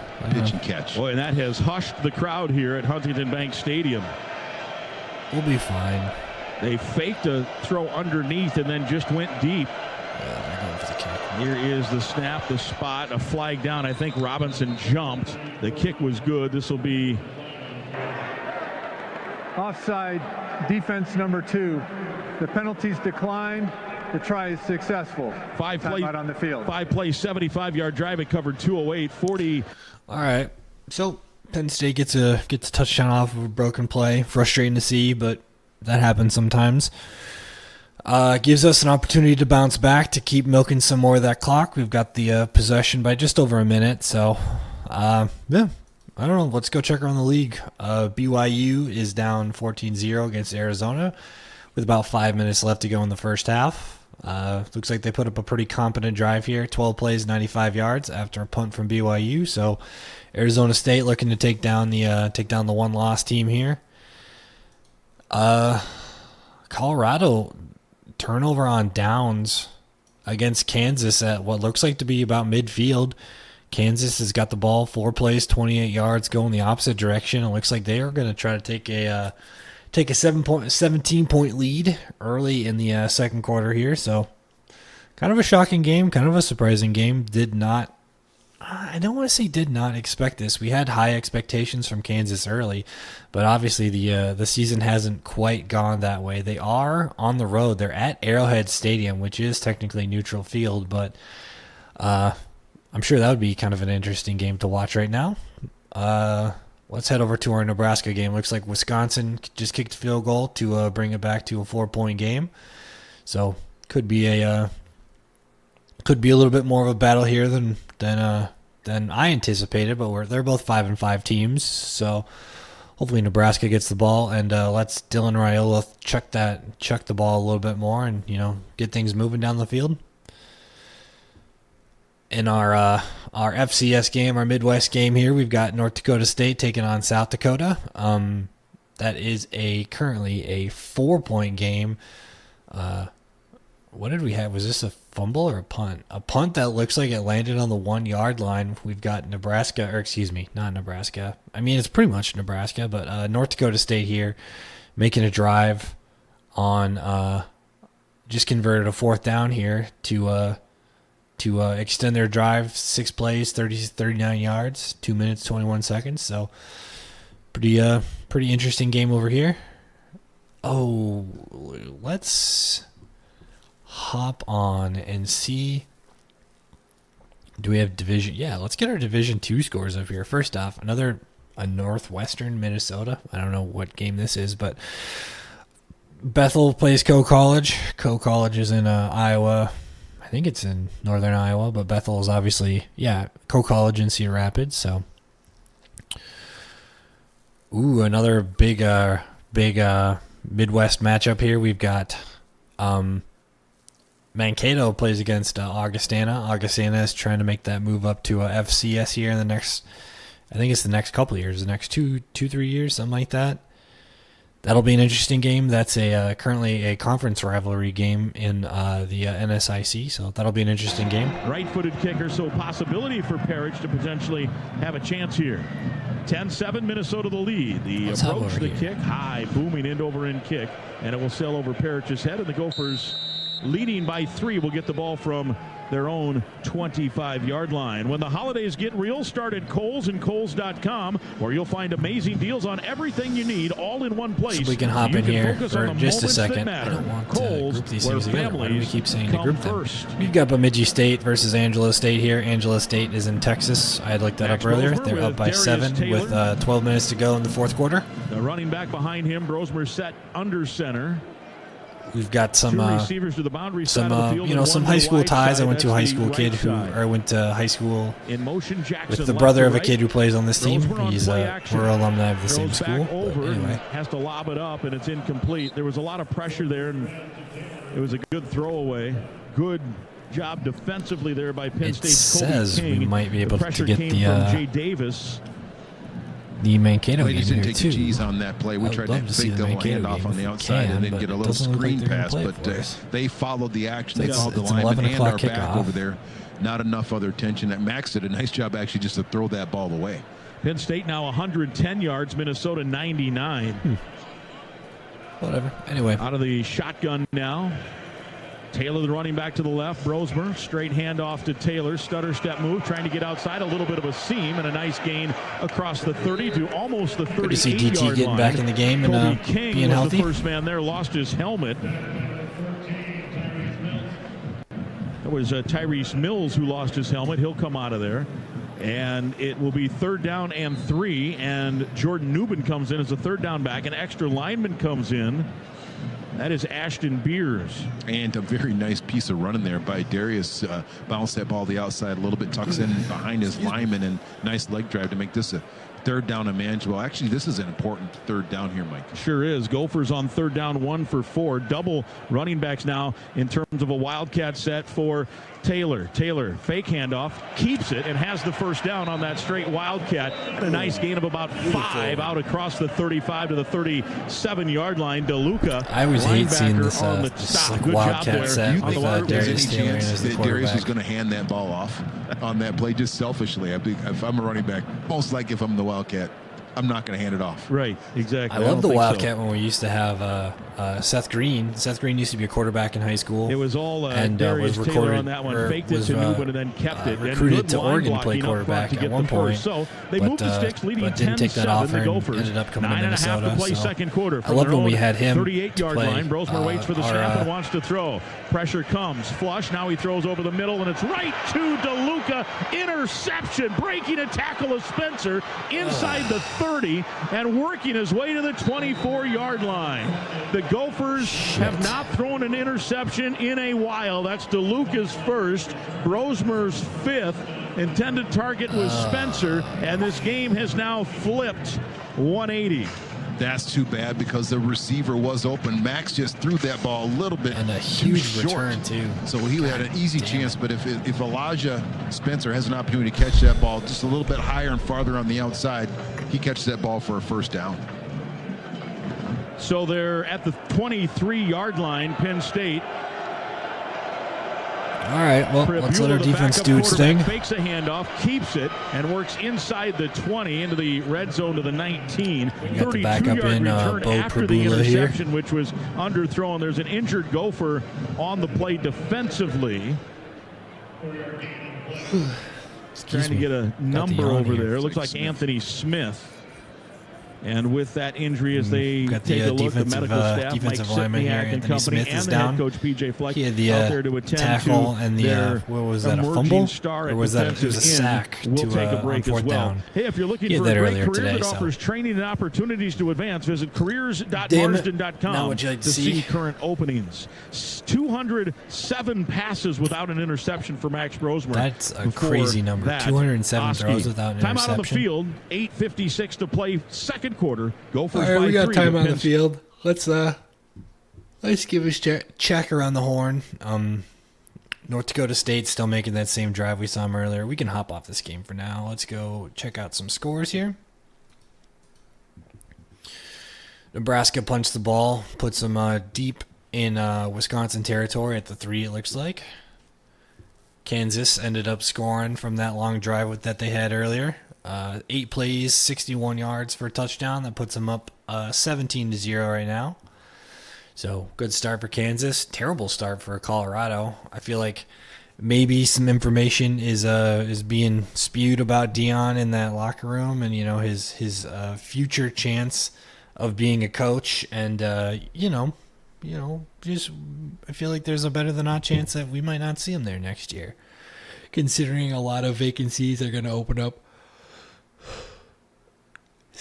around college football, potentially at his own, or where he won. Where he won the Heisman, right? Is at Florida State. They're probably going to have an opening at the end of the year, and maybe at the Cowboys too. So who knows what Deion is thinking right now? He's might have his head elsewhere right now.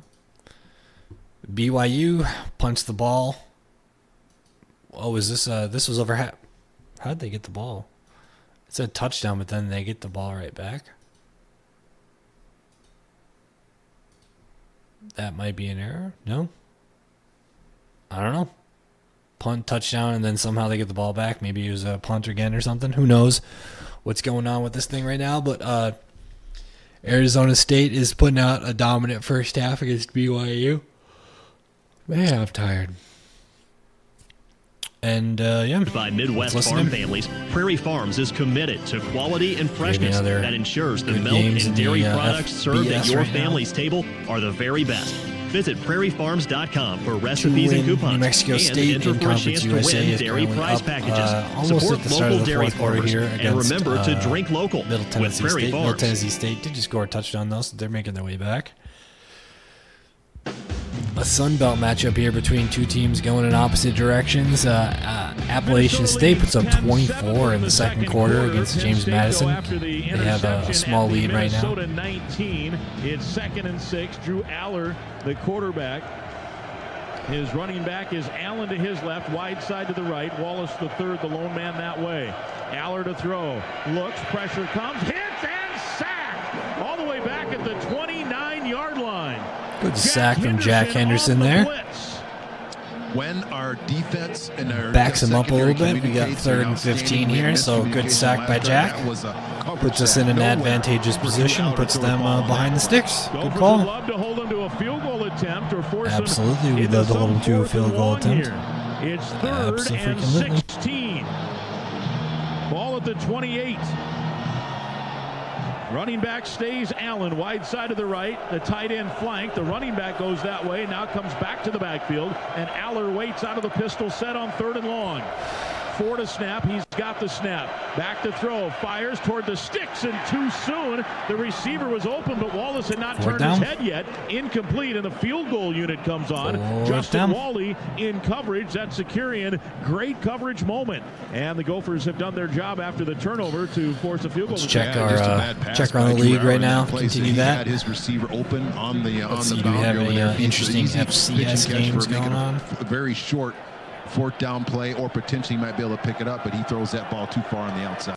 Ryan Barker, this will be a season long if he makes it. From 45, he's a walk-on. He's 8 of 9. The spot on the left hash, he's a left-footed kicker. Snap back, spot down, kick is up, it's on the way, and it is good. It just got over the crossbar. It landed at the base of the band pit down there, and we are tied at 10. Barely snuck it over. On a 45-yard field goal. Barker's an incredible We got plenty of time for our next drive, though. 7 minutes, 50 seconds before we end the second quarter here. We do get the ball back after halftime, so that's a good. 5-yard drive, and it resulted in a 45-yard we do get the ball back here after halftime, so defense doing a good job. Maybe that puts us in a position got to step up here in the second half. We had 10 double points dip in the first quarter, no points so far in this quarter, but for our still plenty of game left here. For our touchdown drive, we did that in 4 minutes and 12 seconds. That was 9 plays, but I feel like we've shown in the past that we can draw out our game a little bit longer. Maybe not 7 minutes, but maybe have a 6-minute drive. 6 minutes would be nice. 7-minute drive would be amazing if we could. Get some points on the board before we head to the locker room and then get the ball back and put some more points on. And Wosu will tee it up and send one toward Whoa, we got a long one here. Shador Sanders, 51-yard passing touchdown to Mr. Heisman himself, Travis Hunter. That puts some points on the board for Colorado. That's 7-17 right now. 4 at the right hash, center of the field. Now tries to get outside the numbers to the 20. Puts on a move at the 25 and stumbles forward to about the 27-yard line. 22-yard return, and Minnesota will have good field position at the 27. Dejan Lane on the stop. Decent return by Coe here. Penn State. A nice return by Coy there. Didn't see what he liked on the inside. Tried to bounce at the outside and almost got through. Wisconsin making their way down the field, trying to put on some points before the halftime comes up. The anticipation in here when Coy Parrish touches the ball is still pretty funny. 3 months into his career. Anthony Smith, they're working on it. Looks like trying to get him back in the game. It looks like a right leg injury. They took off his shoe. They're trying to retape some stuff. He's been standing on and off here in the tent to try to work through some things. So they're at least trying to get him back.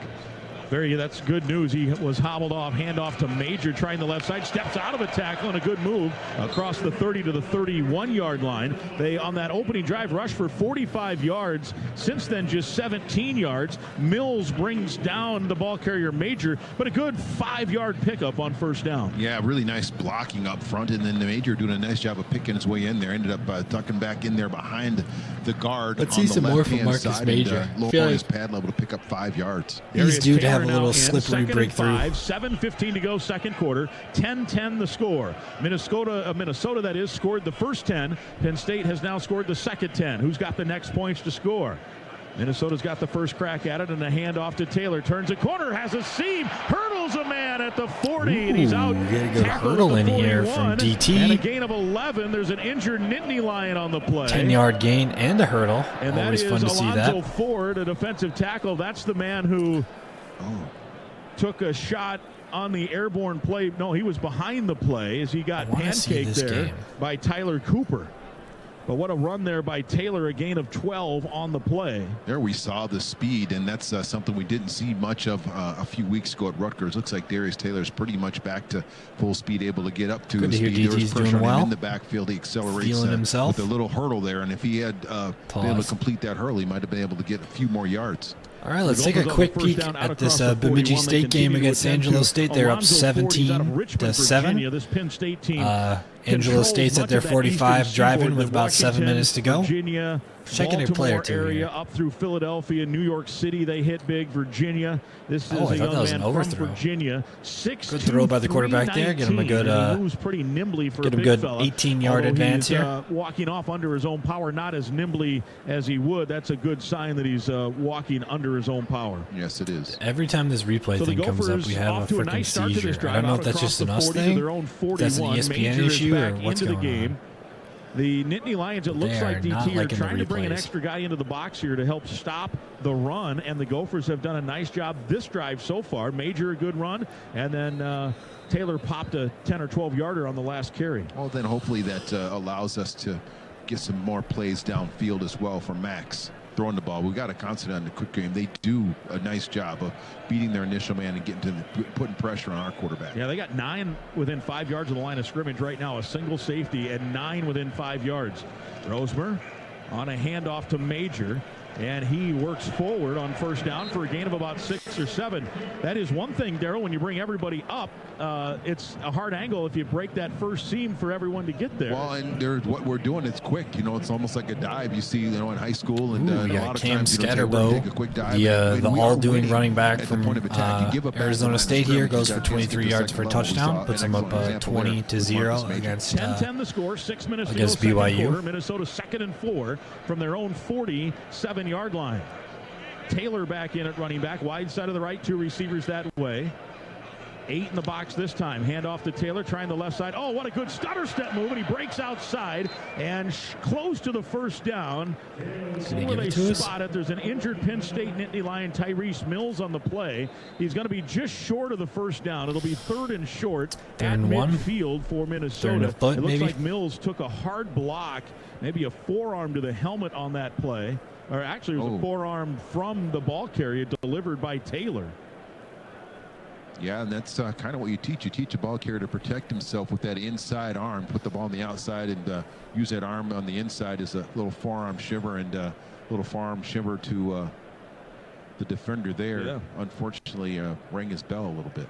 Gophers have handed the ball off 10 times this quarter, just 2 passing attempts, and right now it's working. Gophers with 135 total yards, Penn State with 105. Let's go to Justin Gard. He has a Stephen Carey sideline update. Well, I would say it is so important to get this run game established, because just being down here, you guys know I'm not a great football mind. It took me 5 years to realize that when they said Ringo, it meant left or right.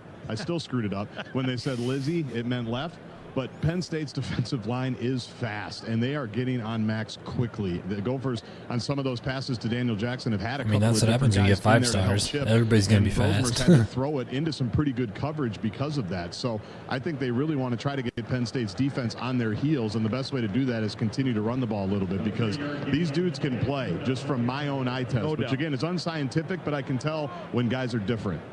And are you going to send it to, was it Rizzy and Lizzie? Is that what you said? I have no idea what I said. It's Ringo, it's Lizzie. Ringo, there you go. Yeah, Lizzo is, got a song about a Minnesota Viking. Yeah. That's cool, but that's about the extent of what I know. At this point, it's not a new guy, probably. It's got to be an old guy, I would think. 3rd and 1 here from midfield. Mills off under his own power for Penn State. The Gophers with that muddle huddle. He's healthy. Oh, and now the Gophers have to call a timeout. They were short a running back. Confusion there. As Taylor came racing out late, it was going to be him or Major, and neither were out there. We'll see if that comes back to haunt them in terms of missing a timeout. We're gonna be fine. But they did have to use one there. They just didn't have time Angelo to get him State set. is got the ball. Was likely going to use the tush push, the bush push, whatever you want to call it. Got themselves a touchdown here. Of course, we're coming in a Justin makes replay a good when point about speed, and they do. TV's having a seizure here, but the monitor's having a seizure here. But looks like they just scored themselves a touchdown. They're going for the we're trying to do here, and so PAT far this here. afternoon we've been doing 5 minutes 57 seconds to go. Leaning on this Penn State defensive front line. Yeah, and remember, it is good. Gears and Caller up those So guys that's right behind the quarterback. 3-point game with 5 minutes and 57 seconds to go. Bemidji is up, which is a good sign. Out of Illinois for a touchdown, and the quarterback sneak on the straight sneak here on 3rd and less than a yard. And it looks like, well, the headlinesman definitely has it spotted first down near side. Far side, it looks a little less optimistic. And they signal first down. So good news there for the Golden Gophers. Very difficult to stop that view of push now, and broken play touchdown pick here. Up just a half yard. Nice job by the offensive line. Greg Johnson, Beers, and broken Carroll play on the inside. Gophers now 3 of 6 on 3rd down. Remember, one of those they didn't convert. They did convert on a 4th down to extend the scoring. It can't happen against Penn State, especially when they're the number 4 team in the country. Under 5 minutes to play second quarter here from Minneapolis. Glad you're with us here on the Gopher Radio Network. Wide side of the field to the right. Taylor, the running back. Rosemer waits for the snap out of the pistol. Straight drop this time. Wings it right. Has his man Jackson in a good quick hitting gain of about 5 inside the 45 to the 44. DeLuca, who had the interception on the previous possession, and Harris combined on the coverage and then the tackle. Well, and that's what you do when you have a line that's quick like that Penn State is up front. You got to do the quick game. You got to get the ball out quick to your tight ends and to your receivers, and do a nice job there with the pitch and catch between Daniel Jackson and Max Brosmer. Major back into the game on 2nd and 5. We had a Kansas field goal to bounce back against Colorado here. I think they're going to try to bleed this as much as they can. On 2nd, just starting their drive right now. 5. Jackson in motion, spins, hand off to Major, and he'll lose a couple. Ooh, he got smoked back there. Zane Durant, we mentioned his name already. We hop over to the Wisconsin-Nebraska game. Nebraska got the ball back. And now with under 3:45 to from play a in this missed field goal by first Wisconsin. They went 3rd down and 8. 10 plays, 73 yards, missed a 41 yard field goal. 7 plus. Nebraska making their way back. Emmett Johnson just broke a 4-yard gain for a first down. They're in the really good against the stretch play. The Case IH red zone comes into play. The dives successful. The stretch plays a little bit tougher.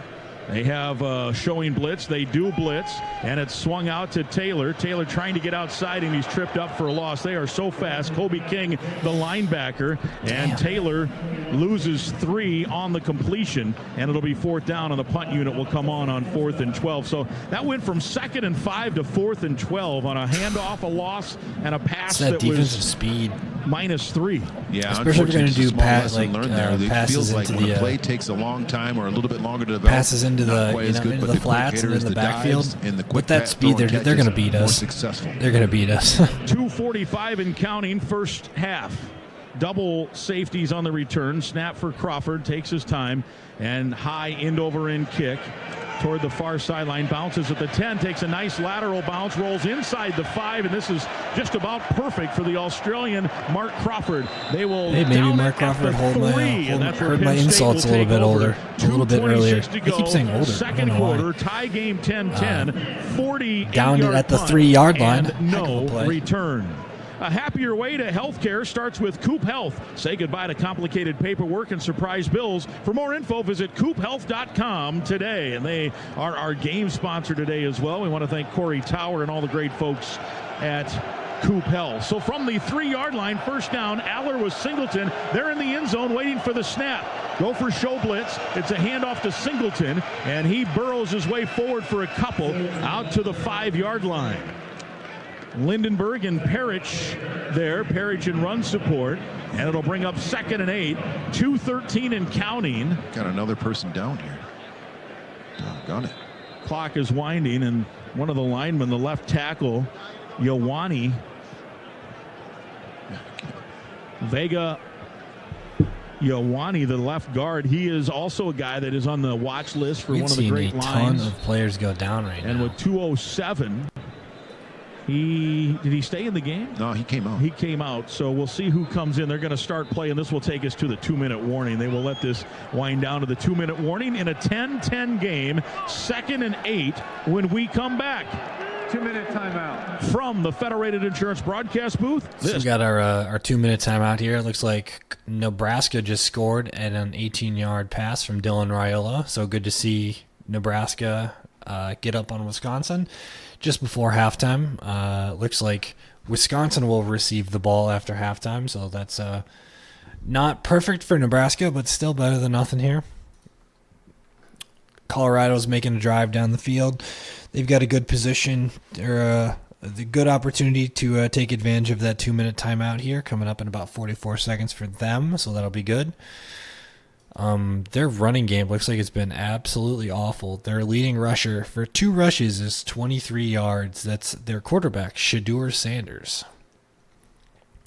So everything is coming through the air tonight for the Buffaloes. Or mostly everything. I think that means Hunter is right on the edge of having a 1,000-yard season in receptions, that is.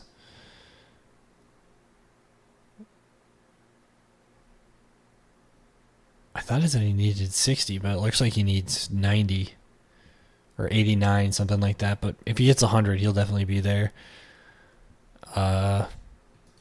We just said that Wisconsin game is Nebraska's making their way down the field. Wait, what? I thought they just said he scored a touchdown.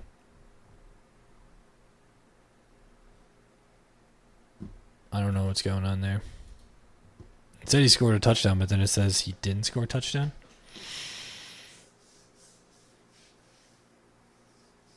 I don't know. We'll let ESPN, Big Ten Network, figure out their thing with that. We can hop back to the FBS games. Middle Tennessee State looking to get up on the lowly New Mexico State. I think they're the Rebels or the Vandals or something like that. I don't remember what they're called. I don't know. Not a whole lot of super interesting games on right now. I guess this one's like moderately interesting. Michigan is in an absolute battle with Northwestern. Northwestern is one of the bottom teams of the Big Ten this year, so that's a brutal game for Michigan. Is that at home for Michigan? I would hope not. Yeah, in Michigan. I'm sure the fans are nice and happy about being up 4 points against Northwestern. This isn't, Northwestern's teams from a couple of years ago. This is a different, much worse variant.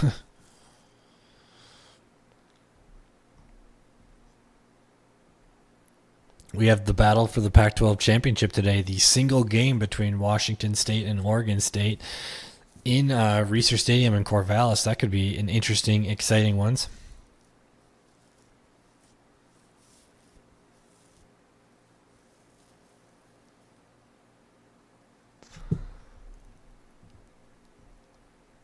And yeah, not a whole lot going on in the FBS world right now. The SEC's got their late season non-conference games, which are always a weird choice, but I guess that happens. Montana State is beating down on Montana. Is back in at left guard, 3rd and 7, clock winding. 12 4th on the and snap 6. clock. Aller from his own end zone wants to throw. Blitz comes, fires near side, and incomplete. Clock stops. 1:18 to go, and Penn State will be punting out of its own end zone. I was very Minnesota with 2 timeouts, and Coy Parrish ready to return a punt. And Dragan Kesic with a big, strong left leg, so you'd love to get points here. And again, pressure by our defensive front. And this is one thing I've noticed here in the first half. Drew Aller's not been very accurate. Yeah. I don't know if it's the cold, the weather, the Drew temperature. Aller isn't as good of a quarterback as I expected him to be throughout the stands season. at his own, right at the 50 now as he backs up a yard. Gophers stay in their base defense. Oh, man, the punt's blocked! They got a hand on it. It bounces at the 20. The Gophers scatter out of the way, and Minnesota will have it at the 21. Let's go! The punter, Thompson, just rolled right and pushed right into blocked one punt. of the Gopher blitzmen. Was that Derek LeCaptain? I think it was. Gets it right up the middle, it sounds like. Special teams captain out of Wisconsin. Special teams captain, Derek LeCaptain. Green Bay native. Oh, Captain, my captain gets it through the middle, gets a nice block for us. Let's go. A little overly nonchalant in the backfield. The captain, I don't think, was intending, and then the punt, it just got there. But great job of getting your heads up play. Just put my hands up like I'm trying to block a shot in basketball, and he does a great job there. So Minnesota now one punt in field blocked. goal range with 1:10 to play. Gets us at the 20 and two, with a minute why and 10 to not punch play. one in here, right? Oh, exactly. We got to score here. Eli Take Mao advantage was of the this. last Put block 7 punt. on the You might board remember minimum. that last year. I'll be happy with 3, but Eastern I want Michigan to see 7. From the 21. Oh, here's a little trickery. Back to Brosmer on a throwback, and they've got a tight end all alone. Touchdown! Boom! Jamison Gears! A toss right to Boom! Taylor, who then gave it the other way to Jackson, who then on a third toss A double gave it to pitch Brosmer, touchdown? and he fires the strike. Let it rip. Is this Minnesota I'm listening You to? took my line, Mike. I was going to say that. Let her rip.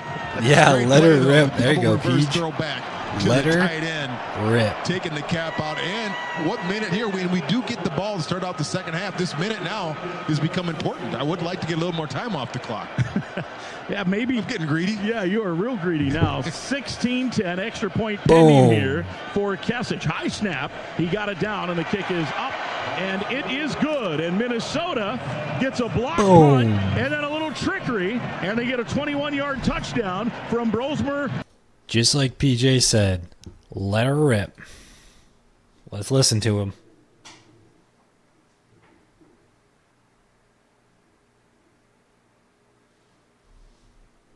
Why am I not hearing this? What's going on here? Why is this muted? Sorry, whoa. Let's retry that.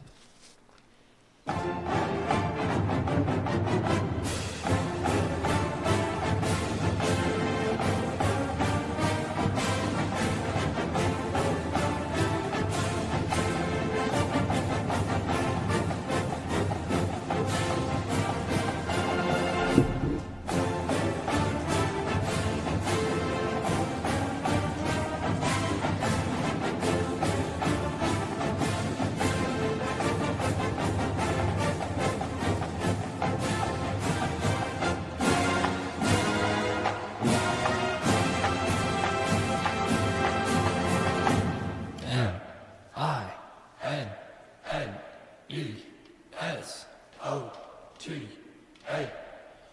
So.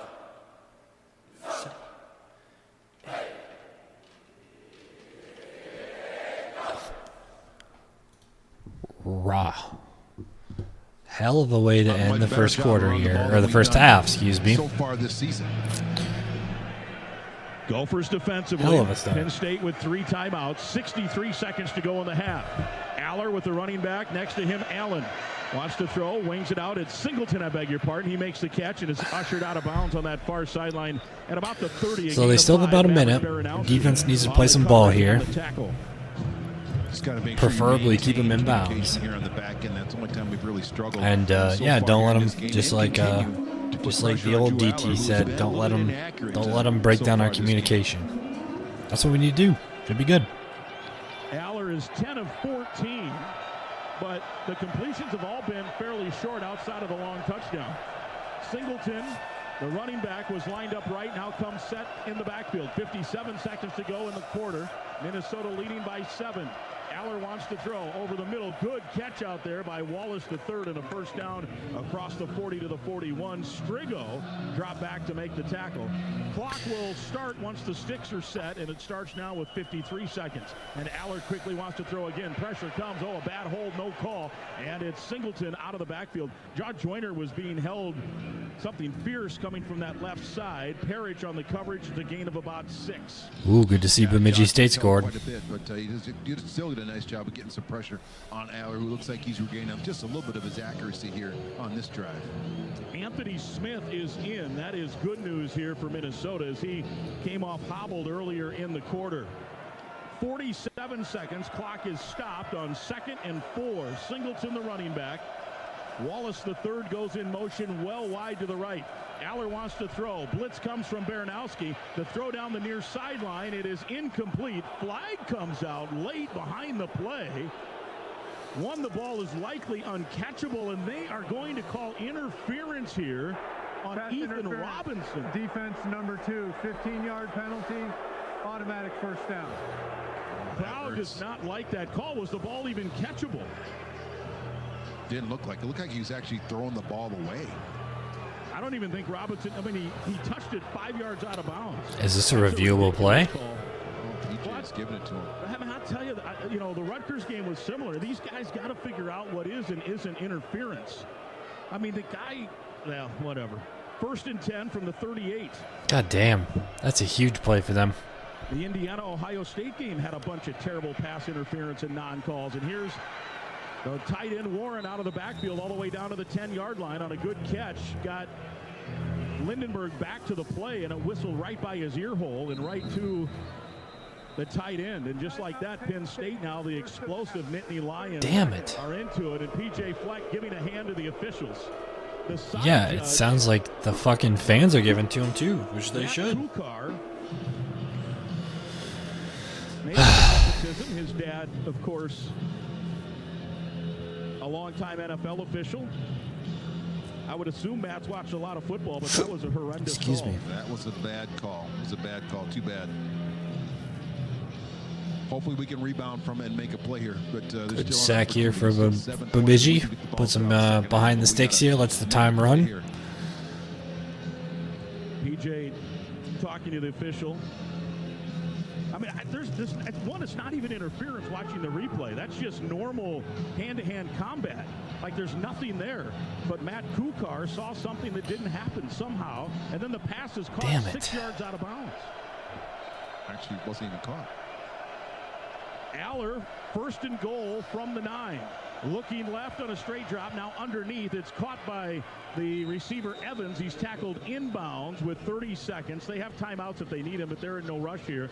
2nd and goal from the 3. Gophers would love to hold them to a field goal attempt here. And now Penn State will take a timeout. They have one timeout left. Minnesota leading 17-10. And let's go to JG on the Minnesota sideline. Well, it'll be interesting here. A lot of emotions. I think that's what I have to talk to PJ about as we walk in. Yeah, terrible call, obviously. And it was so emphatic, too. Like it was this obvious pass interference call. I see him every week down here when the official clearly sees it, throws the flags from 20 years. You might be able to hear PJ. Now he's asking for a favor from Matt Kukar to watch the pick play. Not sure you're going to get it after some of the things that were said down here. Or maybe you do. But a lot of emotions here the last 2 minutes. Trying to get the call, be given the call instead of having the call taken from us. The Big Ten's got to get a handle on what's interference and what's not. We saw it was a joke out at Rutgers both ways as well. Here is Aller to throw, looking right, pressure up the middle, diving for the touchdown, and Penn State an extra point away from tying the game. Damn it. Nice coverage on the back end, but that man-to-man and cover buddy on the back end makes it really difficult to cover the quarterback as he escapes there. It looks like we have a person down here. Yeah, Maverick Baranowski injured on the play as well. Damn it. The training staff out to attend to him. And man, what a bummer of a way to end the half here. 6 plays, 75-yard drive. It covered 44 seconds. And with 19 seconds left, it's an extra point away from tying the game. And now the student section is offering its idea on the officiating here as well, as everyone's got a thought on it. I mean, you just wonder how do you get qualified to be a ref and think that's interference? I don't know how you can watch that. No, I don't know. Like, what are we assigning guys for if that's what they think is interference? The Indiana-Ohio State game, a couple of terrible and then 2 weeks ago at Rutgers. What is interference and what is not? And it's a hard job, no doubt, but man, they've got to define it. Nobody knows. No, it's frustrating. Break up to the midfield for Angelo State here. Yeah, they're still attending to Maverick down in the end zone. As Joe Wisniewski's out there along with Mike Sipniak and others. I don't have anything to say. I'm frustrated by this. Sounds like this reffing crew is not doing a great job right now, but it's good to see that Nebraska is up by 14 against Wisconsin. They do not get the ball out of halftime. They have to kick the ball to Wisconsin, but that doesn't really matter as of right now. From that standpoint, but we don't know. Kansas is right at the edge of the end zone here, trying to take their lead from 20-14 up to 27-14. Hopefully, that will be great. Barker has not missed an extra point all season, and if he makes it, it would be tied here with 19 seconds to play in this second quarter.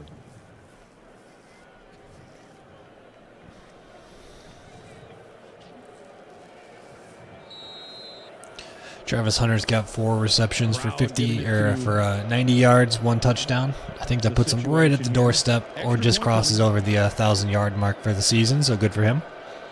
Snap back, spot down. The kick is blocked, and it's picked up by the Gophers. Ethan Robinson. This could be 2 points if he goes all the way. He's to midfield. Nobody to beat. This will be 2 for Minnesota. What? By Henderson. The scoop and 2-point score by Robinson. 19-16 Minnesota. What a response. Great block, great scoop. 2 special teams blocks. Get to the end zone by Ethan Robinson. Great way to what? Respond. Don't lie back. Don't wait for the referee to call your way. Just make it happen. Last blocked extra point. No flags, no nothing. 2006. 2 block kicks in this quarter. Yeah, punt and now an extra point. And Minnesota with a 19-16 lead instead of a tie game. So momentum shifts again there. Wow. Yeah, got to make your own momentum. JG will have all kinds of things to ask the wow. head coach PJ Fleck here. Okay. I mean, we're up. That could be huge at the end of this game. Well, there's still 19 seconds to go here in the half. We'll see if there's any type of return right here. Get some decent field position, maybe take a couple shots. Maybe. I doubt it. I just think PJ's kneeling the ball and taking this little bit of momentum to go. Probably it will depend on what Parrish does here, right? Yeah. They may not give him a chance. I wouldn't be surprised. I doubt they give him a chance. Boots it into the end zone. Kicks us into the end zone. PJ is going to use a timeout here. Timeout, Minnesota. Something he didn't like, he immediately signaled to his guys up near the 45-yard line. Let's see the end of this Angelo State, Bemidji State game. We've got 37 seconds left on the clock. Angelo State down by 10. Doubt anything happens here, but let's see the end of it if the game wants to load for us. I'd love to see it load for us, but it doesn't seem like it's going to play along with us here. ESPN's probably tracking me down right now and trying to put a sniper shot through the window to stop me from broadcasting their games, but land and a boo-boo, stick your head in doo-doo. Wosu will approach and kick it toward the students. End over end kick. Parrish will let it go about 2 yards deep. I'm surprised he didn't give that a shot. I really am surprised. It was definitely catchable, but they're going to play it safe here, I would guess. Take a knee, and we'll hear JG with the head coach after a play here from the 25-yard line. 19 seconds to play. Great job by Henderson as we're getting our first replay look at it, as he found a gap to come through and block that extra point, and then it was off to the races for Ethan Robinson. And again, Jack Henderson doing a nice job hitting that seam and then not panicking, getting his hand up to block that ball, and Ethan Robinson off to the races to get in the end zone to get some momentum back going our direction. All right, let's listen in here. Let's see what they got. Yeah, the Gophers with the lead on the number 4 ranked Penn State Nittany Lions. All right, kneeling it out. Let's see what PJ's got for us. Alumni-owned Sunbelt serves business owners as Minnesota's largest seller of companies. Let's go to, we're going to do TV first, then we'll come to JG. That gives us time to tell you alumni-owned Sunbelt should be on your team roster if you're buying or selling a business. I want to hear what PJ has to say about this, about the end of the quarter here. Visit end of the half. So the Gophers with a crazy lead on the 4th-ranked turn of events here. The Penn State Nittany Lions, and a real good first half, making it happen. Special teams, trick plays, and good offense, particularly on that opening drive. You look right here, number 23 here is high school alumni that I knew his older brother, so good for him. Good to see Bemidji State win here.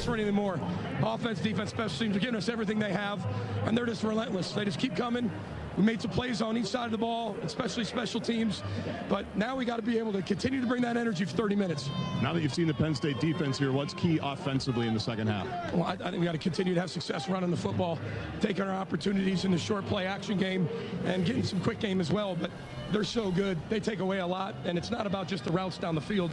They get on you so fast and force the ball to get out of your hand really quickly, so our wideouts got to get open a little sooner. Appreciate it, PJ. That's the head coach, Grimmer. Back up to you. All right, sponsored by Sunbelt Business Advisors. Not much more out of PJ there, but I bet he's a little fired up. Brought to you by Toyota. Let's go places. Got a 3-point lead going into halftime, which is 3 more than I thought we were going to have going into halftime, especially considering how that half ended. So. Slumberland Furniture is proud to team up with Gopher Athletics in support of Minnesotans in need. Reach Gopher football victory. Slumberland will donate 40 mattresses to area youth who do not have a bed to sleep on at night. Through their 40 Winks Foundation, Slumberland is committed to giving children a...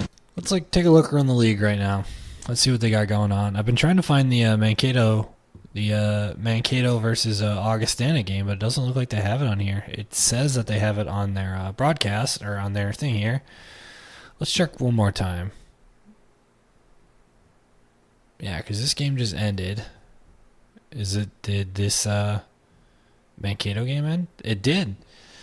Mankato beat South Dakota's own Augustana in Sioux Falls. They won on the road as a 1-point winner here. I'm sure Adam Thielen's happy to see that wherever he's at in he's in North Carolina right now? Yeah, North Carolina. So good for him. And good for Mankato. I'm not a Mankato fan at all, but good for them. Let's check around the league. We obviously got our Gophers up by 3 here to end the first half with a weird turn of events with the blocking of the field goal. So good quarter, good end for us. Wish we could have seen a little bit more with that defensive unit and the issues with the pass interference and whatnot. But you play the game when you can, and we did what we could. App State is up over 8-win James Madison right now. It's kind of a pretty big upset right now. Hopefully, I think. Does that mean that App State's on the road? No, they're at home in Boone, so good for them. Boone was pretty affected by the hurricanes that came through. Boone's in North Carolina, excuse me.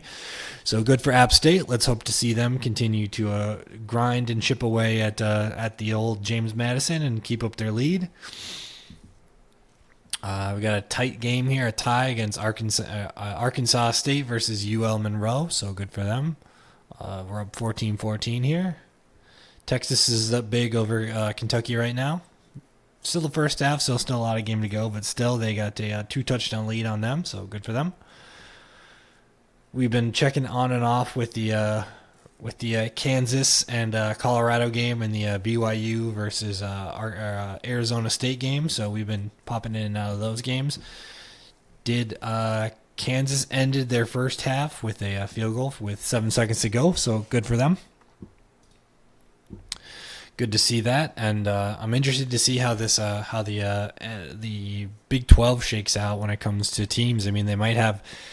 I mean, Arizona State might technically have their way in because they'll have the tiebreaker over BYU, and assuming that Colorado can't. I mean, I guess there's nothing to assume about Colorado right now. It's first half. They won the second quarter there, but you know it's still a long game to go for Kansas and for Colorado. So that'll be an interesting end of the game.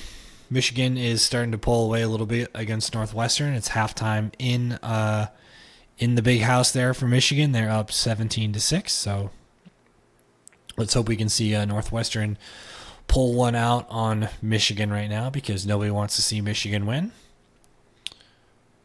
Our old cross-state rivals here, Wisconsin, is down 14 points to Nebraska. They do get the ball back at halftime at the start of the second half, so that should be an interesting game for Big Ten fans. And is there anything else that's going on that's kind of cool? Coastal Carolina, it looks like they're at home, should be slugging it out against Southern Georgia right now to make it a six-win game or a 6-win season. Hopefully we can see Coastal Carolina on that teal turf pull one out and get bowl eligible before the end of the season.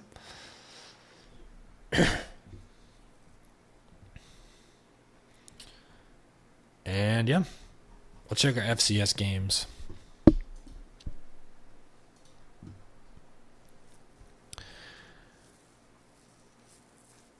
For our FCS games, Northern Iowa is putting up some points with Indiana State here. We got 41-34. That could be an interesting game to watch at the end here. We got just over 2 minutes to go for the Missouri Valley schools here. We'll have that on our board up top. Ooh, we got a battle here. Looks like South Dakota just took the lead over North Dakota State. North Dakota State is number 1 ranked in the country. South Dakota is number 4. Let's listen to this one for a little bit. This could be an interesting game to see the end here. If they get the 2 here, they go up by 3, and that kind of puts them in a position where they got the quarterback out wide here. Couldn't get him. Hip drop tackle there from Eli Mostart. Just be smart, everybody. 29 took a step right on 5's middle. Yeah. He steps right on his stomach. What a dumb play by this kid. Let's look at this. He gets the tackle. 29 is waiting until he's flipped. And boom, takes a step right on his stomach. And the ref throws a flag. Absolute dipshit move by number 29 here. Kick his ass off the team. All he is hurting his team right now. So not a good look for North Dakota State. They're only putting themselves further back in a position in which they cannot afford to be any further back. So dumbass decision. Some people sitting at home watching thinking the same thing I'm thinking. Like, I'm not quite sure about that particular play from the 7. For a 2-point conversion. It was a bad play, but it was a worse decision by 29 on North Dakota State here. Eject his ass. You can't do that in football.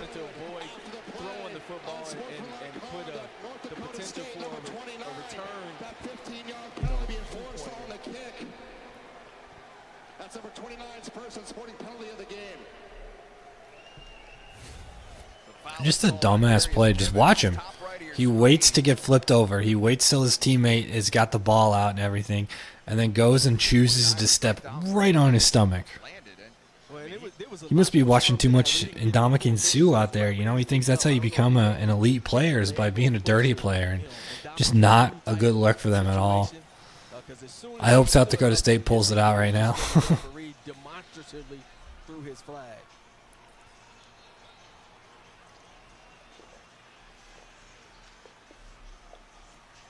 Well, Dre, we said, and we've reiterated several times that would be me. I would be there chewing my fingernails. Implications, a literal championship with the Missouri Valley Football Conference. But everything that would result from it. You know, FCS playoff implications, seeding implications. Yeah. And you always hope coming into a game like this that it just lives up to what it should be, what it could be. What do you think, partner? Are we there? Yes. Yes. It has lived up to that. And Tuning in for 30 seconds, it's already been there, and I've got nothing involved in this game. Kick this down the middle of the field. The Bison immediately grab it, drop. Now this works out yardage-wise in favor of South Dakota because the Bison have to field the ball inside the 20, so they've got an extra 7 yards that had they kicked it through the back of the end zone, right, they wouldn't have had to go. But NDSU does have 2 timeouts remaining and 11 seconds to work with. And you almost, I mean, if you follow football, you know that the Yotes are going to have their secondary play deep and keep everything in front of them. And the only thing that's catchy about that is you give up big chunk yards because you can go in between those guys, get catches, get out of bounds. And it's always so weird to watch them play on this indoor turf and they're wearing tennis shoes. I hate seeing it. It's such a weird look. Steps up, throws toward the sideline. It's caught inbounds. No, nope. They say it's incomplete. Hit the ground. That actually is good thing. 6 seconds left to go. North Dakota State up by, North Dakota State down by 1. They take 5 seconds off the clock. They gain no yards. He underarmed it too. Like you could have all the ability to step into that and just wing it in there. Doesn't catch it. Oh, he didn't even have it in his arms. I thought he caught it, but it just hit the ground. He's in his mind, he's going to hold it and think, let me see, and clock's going to be running. I don't think he's going to know that he's got to get this ball out in 3 seconds, whether they're there or not. It's either to a receiver or out of bounds. Timeout. And timeout for Tim North Dakota State. Right before the snap. Boy, he just got that in before the snap went to Miller. I don't think they have the arm confidence in the quarterback. After that throw, I don't see him making anything close. He's no Trey Lance. I almost said Bryce Lance. He's no Trey Lance. He's not going to wing that. They took 10 minutes and 53 seconds of the fourth quarter. Time? It is halftime right now. Gophers, time left in the game. My apologies. 6 seconds. We got 6 seconds left in the North Dakota State South Dakota game. 1 point game. We're pretty much here watching the end of it. There's a dumb penalty by North Dakota State at the end after they stopped the 2-point conversion. FCS game. Yep, sorry. 6 seconds to go. That's it. They got it back to their quarterback. They threw it back to the furthest guy back. He went backwards in their play. Yeah, they're wearing tennis shoes. They play indoors on concrete at South Dakota State, at South Dakota.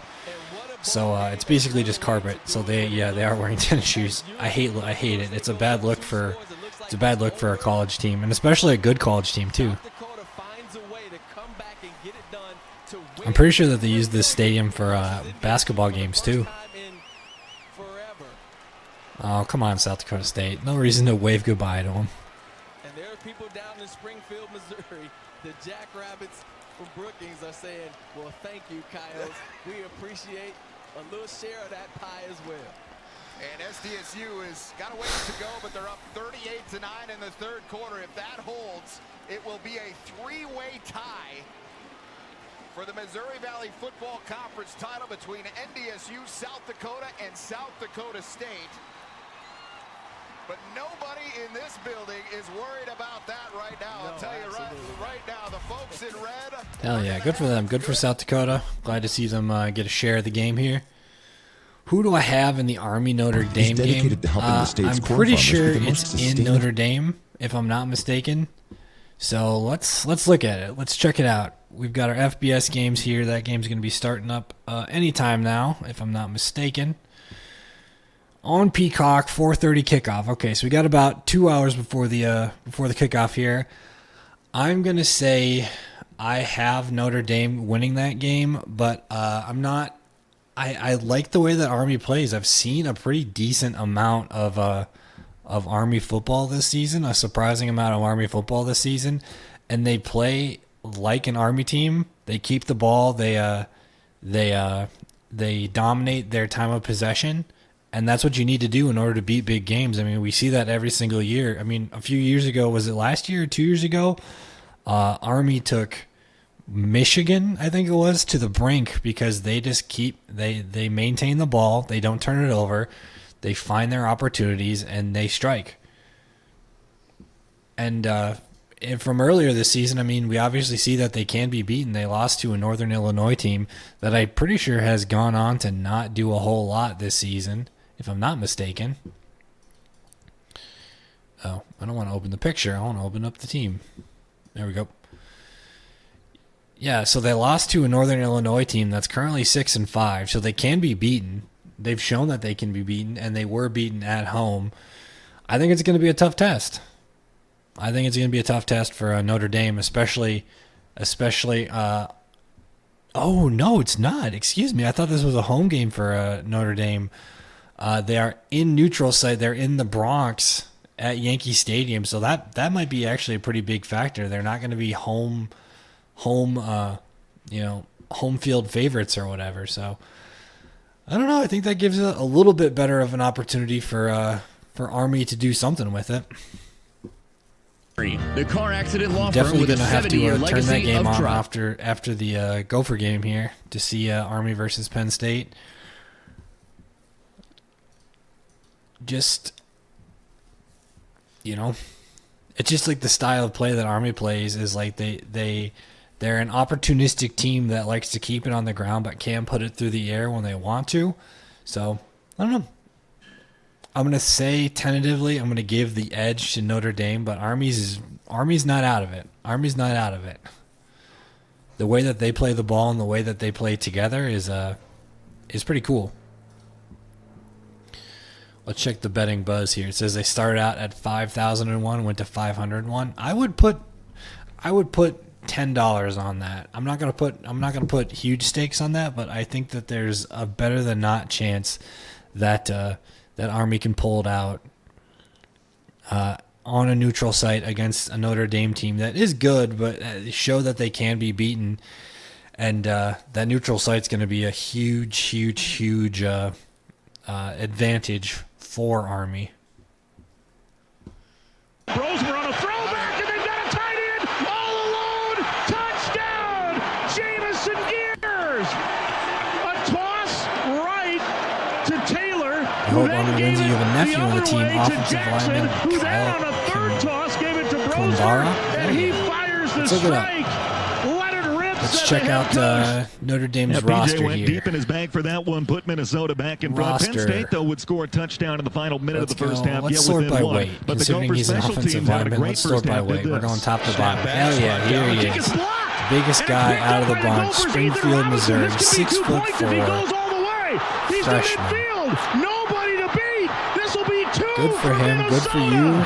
And I'm definitely got a little bit more in the bank for Army now, just because I know that we got somebody who's got a connection to that. I feel like everybody's got a little bit of connection to Army just because of the fact that they are Army. They are the fighting force for the United States, and that makes people interested in that in general. Now we got, excuse me, I said Kyle the entire time. I meant to say Tyler Wyndham on University. Our preferred hotels offer convenient location, competitive pricing, and a wide variety of amenities to suit any Gopher fan. Visit gophersports.com/preferred hotels for more information and to book your next stay. Hotels participating in the Preferred Hotels program are proud sponsors of Gopher Athletics. Oh yeah, we're keeping our eye on this game. We looks know like, you're a fan, but is Gopher pride looks like in Northern your Iowa blood? gets Here's their your chance first to prove conference it this victory of the season. Abbott Was and that the at home or was that on the road? It was the Unidome in Cedar one Falls. of the worst blood shortages in a generation. Simply They got visit themselves a conference victory. Good for them, and they did it the hard way. They put up a bunch of points. Blood drive and help settle once and for all that the Gophers give the most spirit. Again, visit bigten.org/Abbott to sign up. I thought this was a Texas one. Today's game is brought to you by Barbasol Shaving Cream. This is Golden Gopher football from Learfield. We got the Nebraska game just started back up. You can guarantee yourself a Minnesota maroon and gold win when you sell your business with Sunbelt Business Advisors. Yep. Sunbelt is a local alumni-owned company and proud sponsor of Gopher Athletics. Sunbelt provides business owner brokerage services to small businesses as well as mergers and acquisition services for companies up to $150 million in revenue. Are you thinking about selling? Sunbelt can help you make the most from your life's work. Visit sunbeltminnesota.com for a free confidential value range. Minnesota's largest seller of companies. sunbeltminnesota.com. That's you trying to fix the plumbing New Mexico yourself. State might get their second conference win of the season, so good for them. Looks like they're going to go to 3-8. For insurance. That's why Auto Boys in Boone, App State still up 14 points on James Madison. Still a decent amount of time left. James Madison's got the ball. 4 minutes 12 seconds to go. James Madison is at the 48.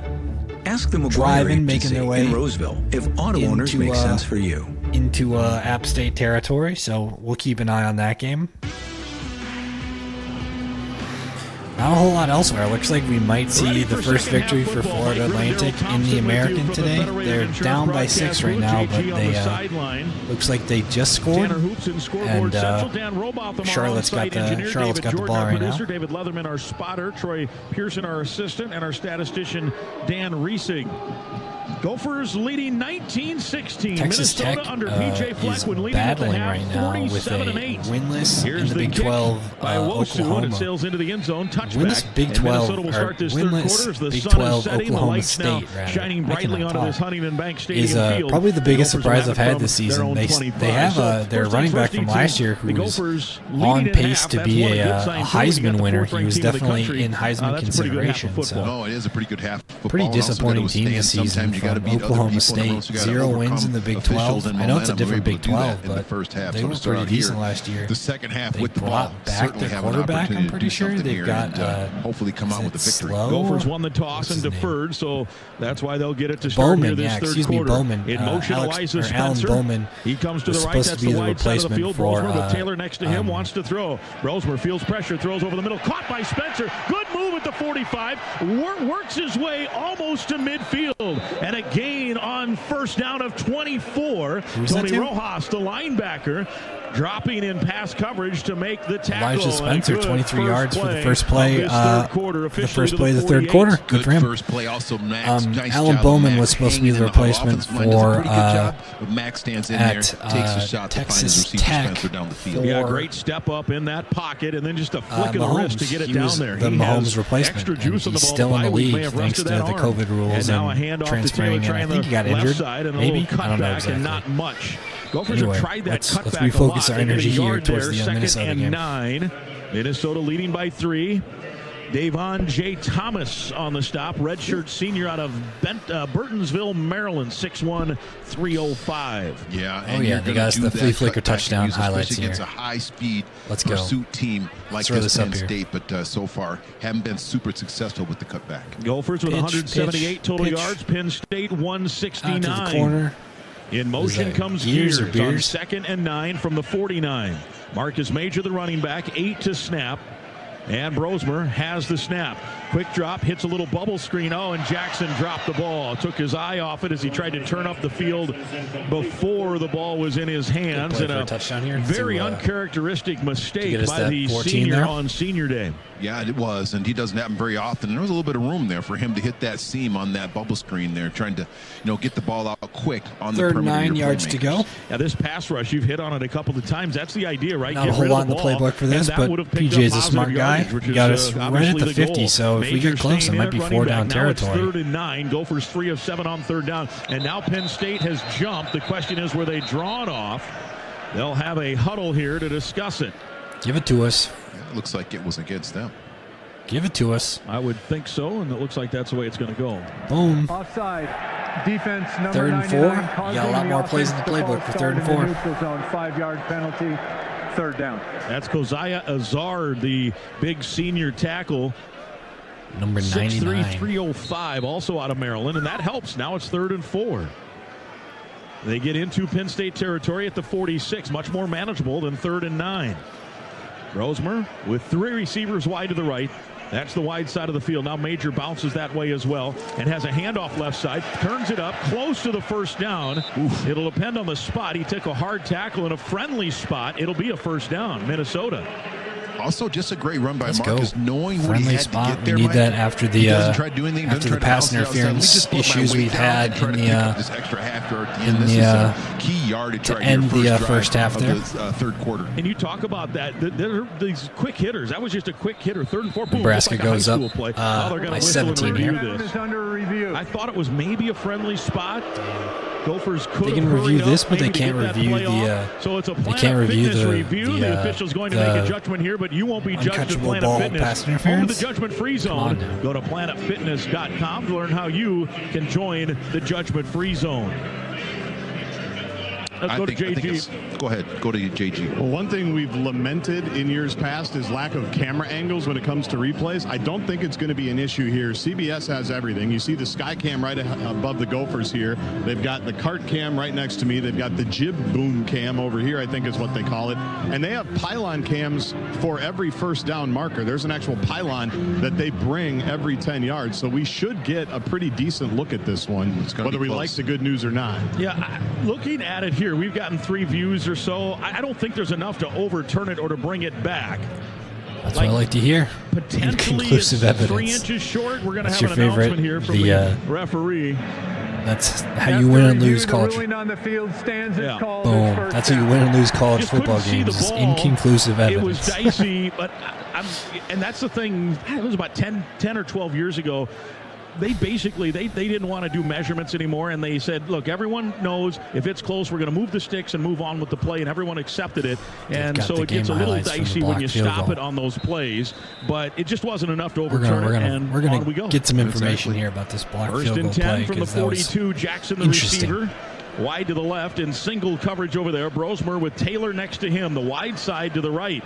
And now Taylor moves to the right of the backfield. Straight drop, blitz comes, open receiver. Jackson has the catch at the 30, and he's hit hard and out of bounds by Jalen Reed, but a gain of 13 right up the middle. On first down. So and what, it's a we got first him down. Right here? In fact, they give him 14 to the 29-yard line, and they moved into field goal range here. Gotta love how Max this guy here in the deep squat didn't even move. Right, number 1, number 2 Not options really. over there. He was a little bit late, went to the outside, didn't understand his gap 4 protection. Grabs, 61 yards now for and just an easy Daniel scoop Jackson. and score the opposite direction for a nice 2 here. Run of games here as a senior. 1st and 10 for the 29. Minnesota leading 19-16. Wow. We're in the 3rd, opening possession.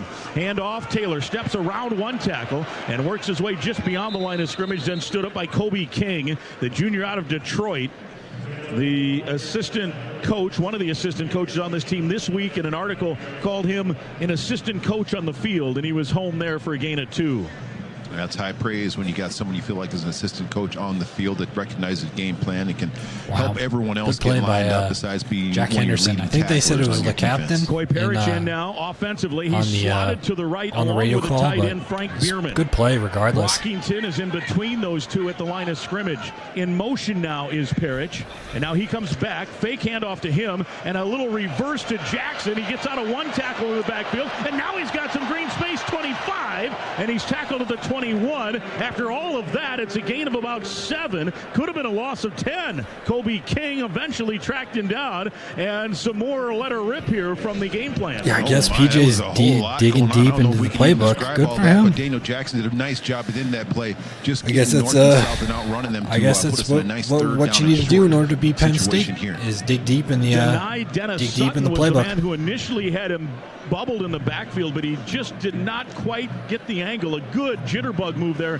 by Jackson to get out of the big loss. And now it's 3rd and 3 from the 22 officially. Taylor, the running back. Brosmer waits for the snap, hands to Taylor, and he's tackled in the backfield. Boy, that guy Durant has defeated a lot of blocks, and it's a loss of yards on the play, and it'll be 4th down and 4th and 5. You got to believe the field goal unit will come on here to extend a 3-point lead. Doggone it. Zane Durant doing a great job of shooting the back there, shooting the gap to get in the backfield and bring down. The quarterback has Darius completed Boyd 9 passes. Because if he doesn't make That's that tackle, crazy. he has 9 certainly for 14, got a first, and he might 106 be yards, a first and touchdown. goal 1 interception. before it's all said and done. Granted, this will sounds be like it wasn't a very 42-yard good attempt interception. Sounds like he threw it right at him. Kesich. Out of the hole to Crawford. Suk up the center. Spotted the ball just to the left of center field. Snap there, spot down, kick is up. It's on the way, and it is good. Kesich drills it. All right. With 9:59 to go in the third, the Gophers Puts get up by points in the 5. opening drive, and they open the lead up to 22-16. And with that Gopher field goal, let's take a look around the start of the second half for a lot of other games here. BYU is making their way down the field, trying to take advantage of their turnover on downs. Just got backed up a little bit here from illegal substitution? Oh, never mind. They got bumped up 5 yards, so good for them. Shadur is trying to bring the team back from the 9-point deficit they have here. Nebraska is still up big. They're up 17 on Wisconsin. Wisconsin is driving down the field. They are at the what looks like to be 27-yard line, so good for them. Do we have any other interesting developments? Looks like App State stopped James Madison from whatever they were doing and turned the ball around to the boys from Boone, so good for them. There's a Ford with a check FCS, see if there's any standout games going on right here. The wheel of a new Ford today, based on calendar year total sales. South Dakota State looks like they're going to take at least a portion of the Missouri Valley Conference Championship here. That's why Old Dominion Freight Line. That'll be good for them. That gives South Dakota State, North Dakota State, and South Dakota a three-way tie at the top of the Missouri Valley. Coming into next week, where I think it's there is no next week. This is the end of it. So. Interesting end to the season for the Missouri Valley. Today's game is presented by Coop Health. Dion's old stomping ground, Jackson State, is up 41-10. They're up big against Alcorn State. I'm pretty sure. He used to be the quarterback for the Titans. He was an Alcorn State alumni. What happens when your recyclables leave your curb? McNair, Steve McNair, I'm pretty sure is an Alcorn State. WM.com to learn how Alcorn State alumni, so R.I.P. Steve McNair. Everyday products, giving materials a second life. 10 years ago or something like that, has the recycling infrastructure, innovation, and expertise to serve our Twin Cities community. The Citadel's not doing much against Clemson, but what can you really do? The process starts and ends with you. Visit WM.com to learn more. We are gathered here to... what's with the blanket? UC Davis is just starting out against Sacramento State here. That could be potentially a little bit of an interesting game. Sacramento State made the push to be a Pac-12 team earlier this season, but I don't think they got the funding and those issues. But UC Davis is a pretty good team. I'm pretty sure they beat Montana. No, they lost to Montana State. I remember watching that game. They lost it in like the last minute, something like that. Yeah, Tommy Malott rallied, and they beat him with like 30 seconds to go or something like that. And they threw an interception on the 2-point conversion. That was it. Penn State has dominated the third quarter this year, 76-40 now. They've outscored opponents. That counts the Gophers 3. They have not given up a touchdown in the third quarter. Not a whole lot of great football being played, but there's a little bit, there's some interest. We've got the interesting games on. Looks like BYU just scored a touchdown against Arizona State to bring themselves within 12. In program history. Now the Gopher defense. It's their turn again. They've done yeoman's work today. Minnesota by 6 against the 4th-ranked Nittany Lions. Here is a quick handoff and a nice run by Allen on first down, spinning out of a tackle and whirling forward across the 30 to the 33-yard line. Coy Parrish, the safety from Esco, true freshman on the stop, and it's a gain of almost 8 on first down. This is a pretty important drive right here, Mike, especially considering the way they finished off the first half. Need to get them to punt here and allow our offense to get back on the field and continue to build on that running game. 2nd down and 2. They're out to the 33. Tight end Dinkins comes set to the left. Allen, the running back. In motion, the tight end Warren to throw. Aller has time, fires far side, and it is caught. And a good catch there by Wallace III in front of Justin Wally. The throw was we haven't heard a whole lot from the defensive backs here. I'm looking for an interception here sometime soon. Great, but also maybe we can hear Coy Parrich's name finally get called. That's why he was inaccurate in the first a whole lot half. from And they him hustle as it of up, and they right hand now. off to Allen on first down, pops it out, and a gain of about 6. He was stood up at the line of scrimmage, and then just gotta definitely not chat fighting. GPT. Parrish brings him down, and a gain of 6. Gophers defense PJ has to Fleck step in here, trying to as light they a move fire into underneath the Minnesota boys. territory Let's at get the this 43. going here. Absolutely need to step in. They're averaging 7 or 8 yards per play. Fatwood here PJ, so as far we in the call him. series. He's lighting that fire. You know, Anthony he's the Smith comes Fatwood. in, He's Lucas doing what he Finney can. comes in, Jaw Joyner out, and Devin Eastern out up front. In essence, 3 defensive ends in that 4 grouping up there. Singleton and Warren now in the backfield along with Aller. And it is a little end-around handoff, and this is Singleton, and he from the receiver spot gets a couple. It was strung out well. It's enough for the first. He needed 3 and got 3. Cody Lindenberg tracked it down. Good hustle play for the Anoka senior. Potentially All right, playing in his we're in final bend, don't game break here. He does territory. have next year. He's made nothing official, but he did walk today. But PJ Fleck on the coaches show Tuesday made it clear that just because they're walking doesn't necessarily mean they won't be back. We would love to see him back, but the NFL might have other ideas. But right now, at the moment, he made a good play there. 1st and 10, Penn State from the Minnesota 39. Gophers leading by 6 in the 3rd. Hand off. This is Allen. Gets outside, and whoa, a good tackle. Coy Parrish. Here we go, Good Coy. job. That would have Calling gone his for a name. big gain had he not gotten the shoelace. It's a gain of We're 1 working instead. something here. 2nd and 9. We're working. Well, that's one of the Good plays we tackle need by to make, Coy Mike. on If the you're gonna outside. win this game, we got to make plays in the backfield. Penn State right back up at the line. And back to throw is Allard toward the end zone. He's got a guy out there, but he overshot him. Gophers got turned around a little bit. Kerry Brown, Evans, who had the long Sounds touchdown like we got a little bit in the first lucky half, there on the was third open, down but play. Allard just Or on the didn't second down lead play, him to the rather. right spot 3rd of and the 9. football field. They didn't leave him in the right spot. Also, we had some pressure. Penn State's a on dangerous Allard. They get team. You pressure know, on him. He they doesn't make probably good got passes something deep there. in the bag That for this pressure forced him to situation, so we overthrow got to the hold ball. them here and hold them to a field goal. Here on 3rd and 9, Penn State, 1 of 6 on 3rd down. Pass rush package in for Minnesota. Extra defensive back, Warren, lined up as the tight end right. The running back is Allen in the backfield, wide side to the right. Warren comes in motion to the left. Aller finds him on a pass that's incomplete. Parrish came in to tackle him after the play. He's talking down there, and they got to get him under control. And it's 4th down and 9. Baby. Corey 4th Heatherman, down. the defensive coordinator, had to come and get him under control. You did not want a taunting call there for sure. And it I'm looks glad like our it's 4 freshman down is getting in there and territory. getting They are after going to him, you go know? for it. Coy's he's a different animal. Thinking his job was done. He came out. Now he's gone back. He's got to make one more play. 4th down. 4th and 9. Penn State 0 for 1 on 4th down today. Aller looks to the sideline. 10 to snap. Now it looks like they might quick kick this. No, they're trying to get the Gophers to jump. 3 seconds, 2. Oh, they did snap it, and it is a quick punt from Warren, and he shanked it. This should be excellent field position for Minnesota, maybe all the way out near the 30-yard line. Let's see how far they come. Oh, man, 22. It's a 16-yard punt. That should have been up near the 30, I think. That's a horrible spot. Yeah. That's like where it landed out of bounds. Can we get a replay? As it's where it crosses the sideline.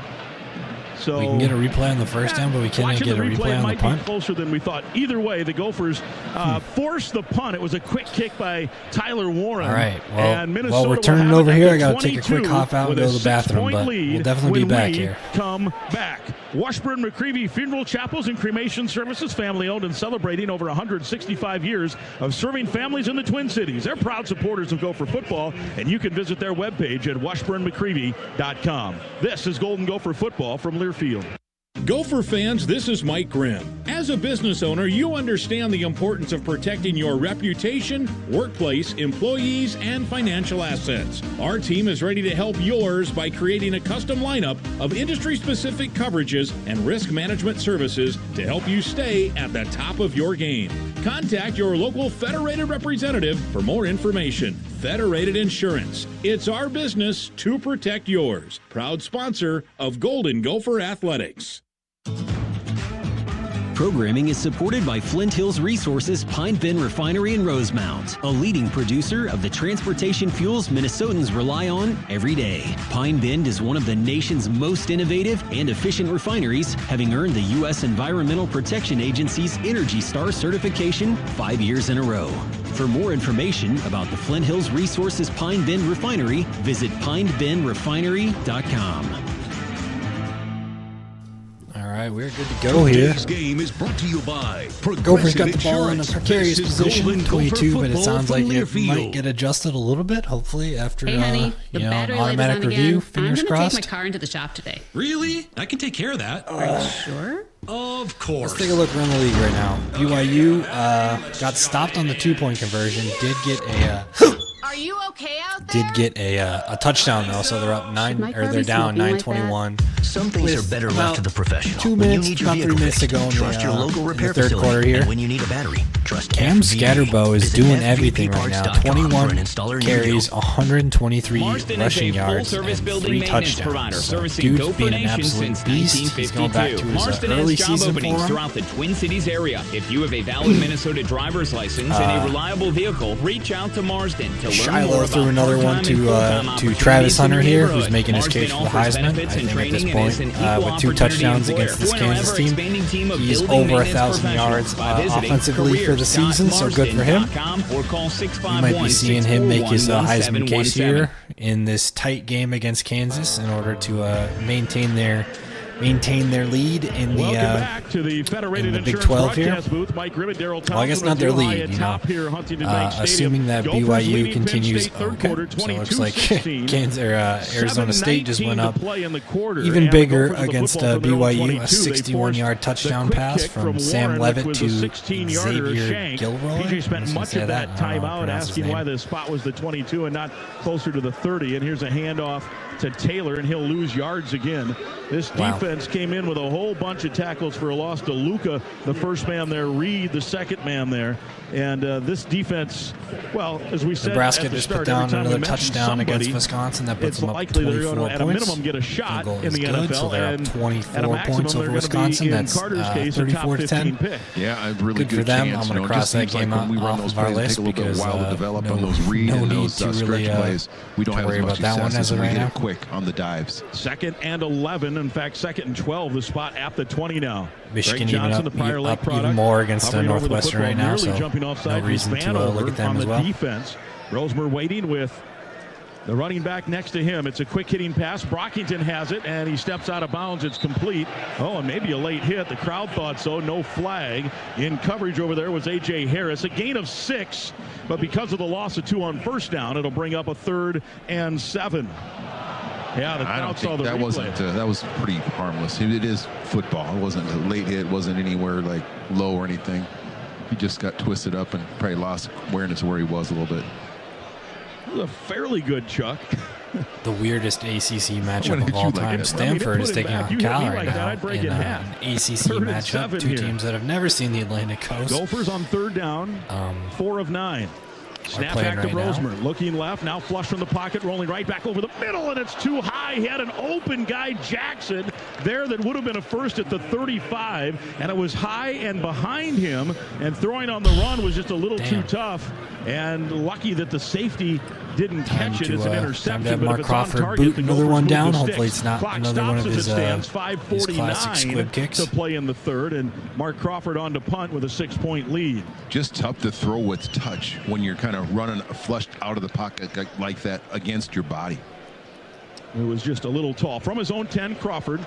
Low snap, but he gets it away, and it's a low end-over-end kick, angling toward the sideline, hits at the 42, and is helped out of bounds over there by Joey Gerlach at about the 43. Poor punt, 33 yards is all.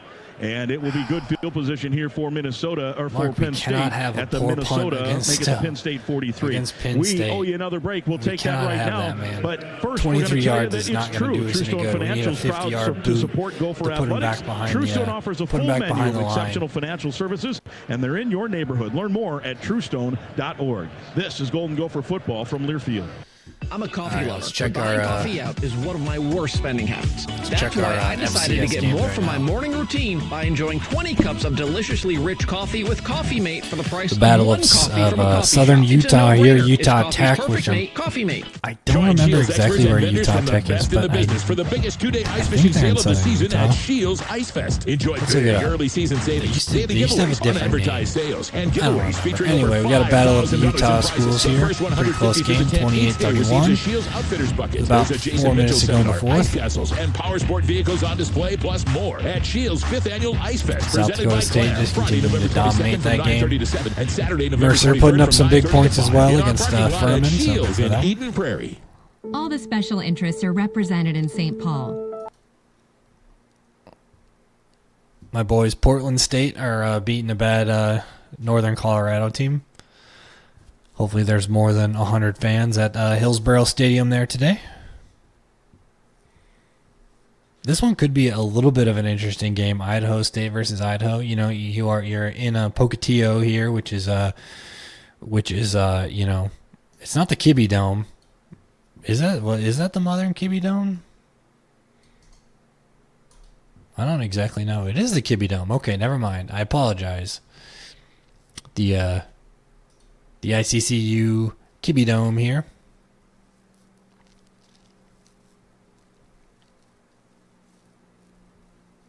No, it's not. This isn't the Kibbe Dome. I was right. They've got those weird, like, turned over, like, grain silo sort of stadiums here out in the Idaho area.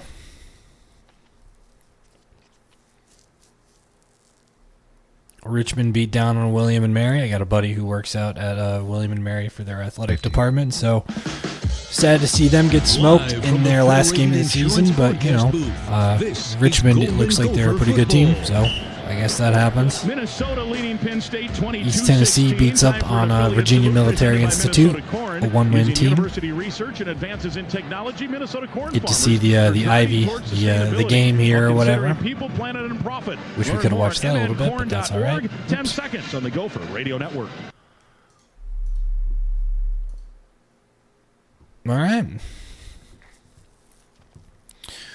We got 2 decent games here today. This morning, this afternoon. Well, 3 if you're going to count the Gophers game too. 43.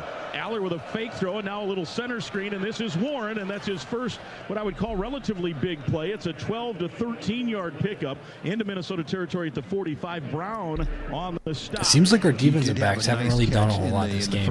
I'm expecting a little bit more out of them. I've been expecting more out of them for the entire game so far, but it just hasn't been there. Could we see an interception, perhaps? Rushing yards. I mean, DT was praising them before the game for their length and their ability on the outside, but we haven't really seen that. We've seen some decent plays from our linebackers. We have that fumble, or was it a fumble? A gain of 8. It'll be 2nd and 2. There was a bit of a meltdown. There wasn't a on the fumble, far no. side. After that last series by the Penn State offense, Aller threw his helmet, and clearly I think he was told we're going to get it to Warren, as they do for the 3rd straight time, and it's a first down.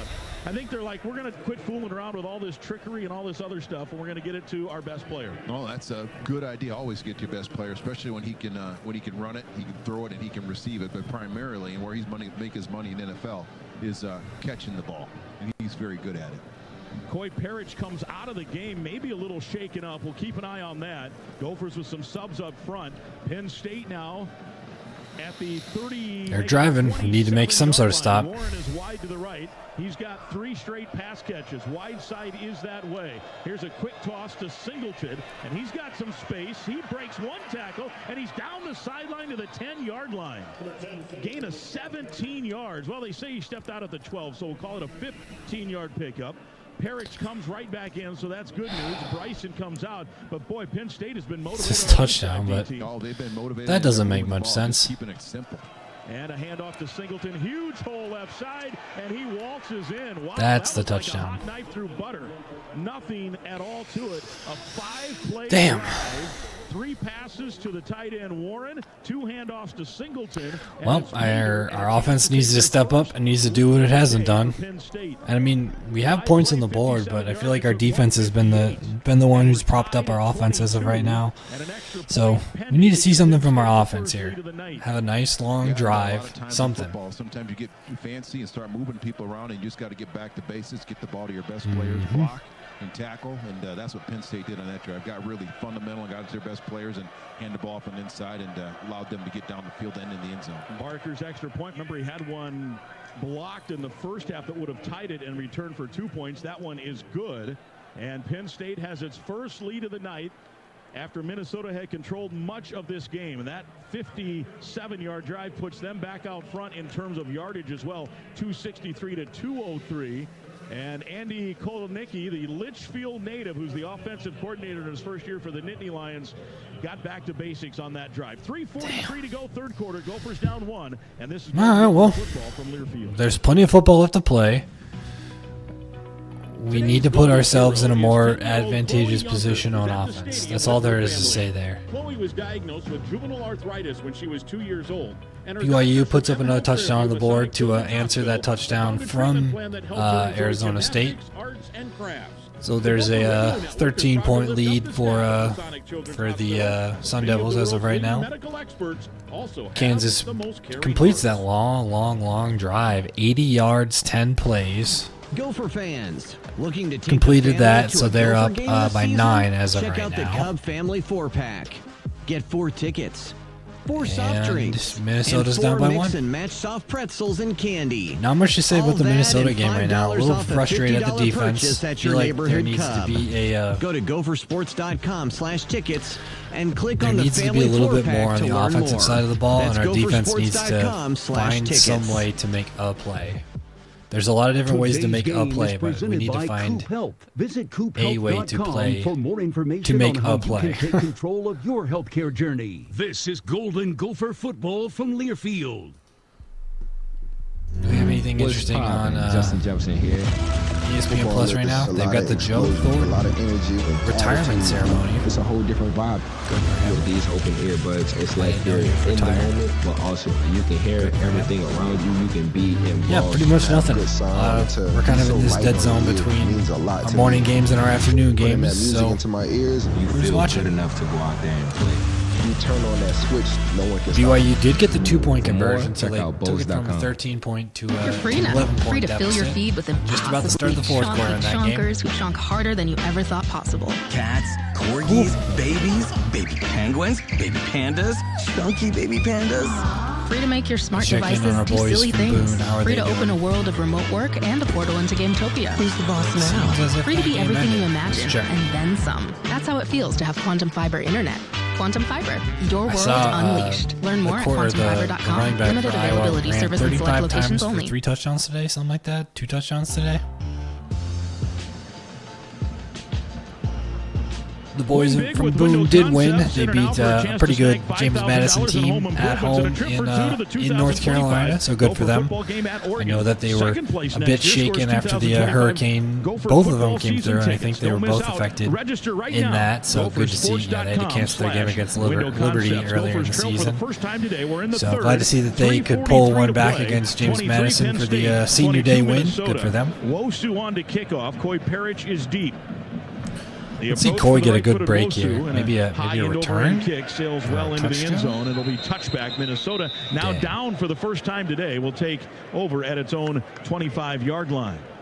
Yeah, which makes this drive. I mean, all drives are important, Mike, but this drive is really important. You want to let that Penn State offense cool off a little bit over on the sidelines. It's going to be awesome for our drive, our offense. Who knows? We do feel like we know what it's been successful with to execute on the quick game and on the dive play. See if we can put some points up on the board here. Showed that we can do it. The strategy, right? You got to get to the fourth quarter in the game, and so far so good. So nothing catastrophic here, because this has been for the Gophers a fourth quarter kind of team, with the exception of Rutgers. Of course, last time out they've really been good in the fourth quarter. Right now from their own 25, down 1, 23-22. Brosmer with Taylor next to him. Max wants to throw. Pressure comes.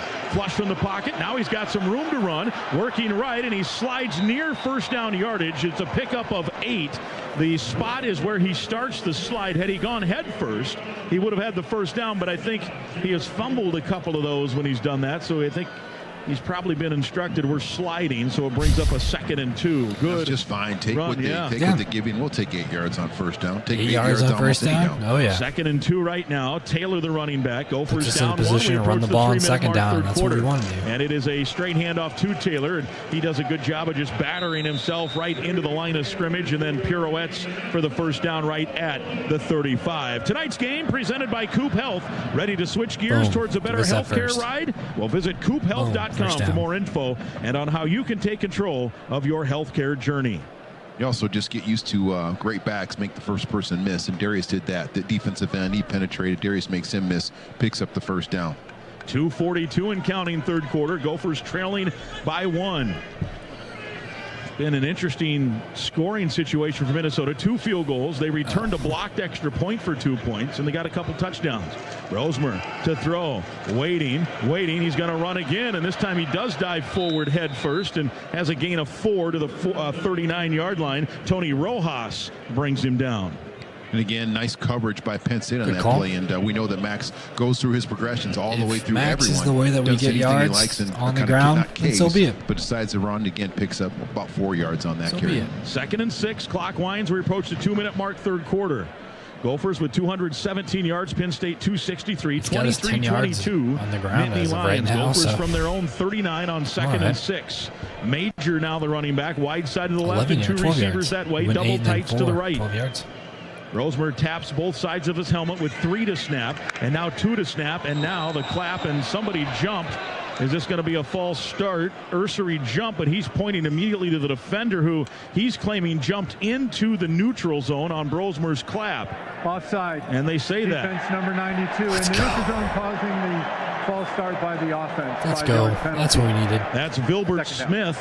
Only the second. Colorado had a 3-and-out, 4-yard 3-and-out, punted the ball to Kansas, where they returned it for 6 yards at their own 30. Of 5, of course, on the penalty will bring up now. That's good news for anybody who's a fan of college football and not a fan of Colorado. Spotted the ball on the right hash. The Venn diagram of people who are fans of Colorado and people who are fans of college football are in fact 10 within 6 yards two very different two very different circles. I'm not a fan of Colorado.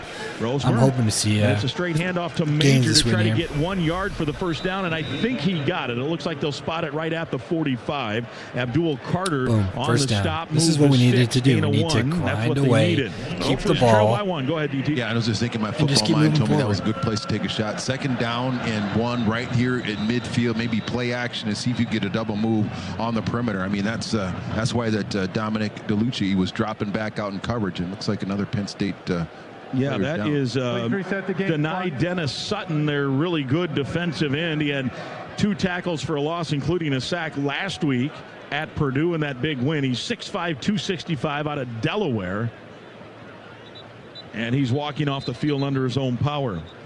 We want to thank Quick Trip for sponsoring the Gopher Football Kickoff Kid all season long. During each home game this year, a lucky kid received a once-in-a-lifetime chance by being selected as the Quick Trip Kickoff Kid. Quick Trip, proud sponsor of Gopher Athletics.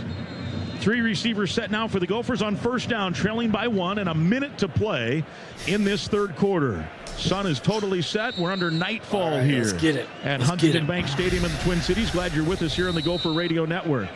PJ Flex first and 10. To the official clock starts now. Let's get something out of here. Left fires underneath middle screen. This is Jamison Gears. Make that Nick Caller up, and he's got a gain of 5 on first down. Right to midfield. Kobe King, the middle linebacker, on the stop. Yeah, and I tell you, Max Brozer's not like the most athletic, but he does a really good job of managing the pocket and firing that ball around Abdul Carter to find Keller on that play to pick up those yards. Abdul Carter this year moved to defensive end. And boy, has it been fruitful out of Philadelphia. 17.5 tackles for a loss, 8 sacks, and they're going to allow this quarter to end, right? Yeah, they started the play clock late. There was about 48 seconds at the end of the play. but they started the play clock late, so that's fine. We'll get to the end of the third quarter. Gophers wanted a chance heading to the fourth. Down 1 is a chance, and they've got the ball at midfield on a 2nd and 5 when we come back. Gopher fans, turn to the experts at CenterPoint Energy for high-efficiency natural gas equipment rebates for your home and business. And see why using natural gas is better for the budget and the environment. For more info, go to centerpointenergy.com. Regroup, take a minute, and do what you got to do. Let's go to Scoreboard Central, and here's our good pal, Tanner Hoops. Yeah, thanks, Mike. Plan to get you updated on and plenty happening around the country. Some games in progress. Nebraska taking on Wisconsin in Lincoln. A big game for both teams trying to get to bowl eligibility. Well, it's been all Nebraska. They set the tone, and tell you what, the Huskers have been rolling ever since. Borkacher to the near side. Snap back. Dylan looks, holds, throws over the middle, back side of the end zone. Banks makes the catch, and it's a touchdown, Nebraska.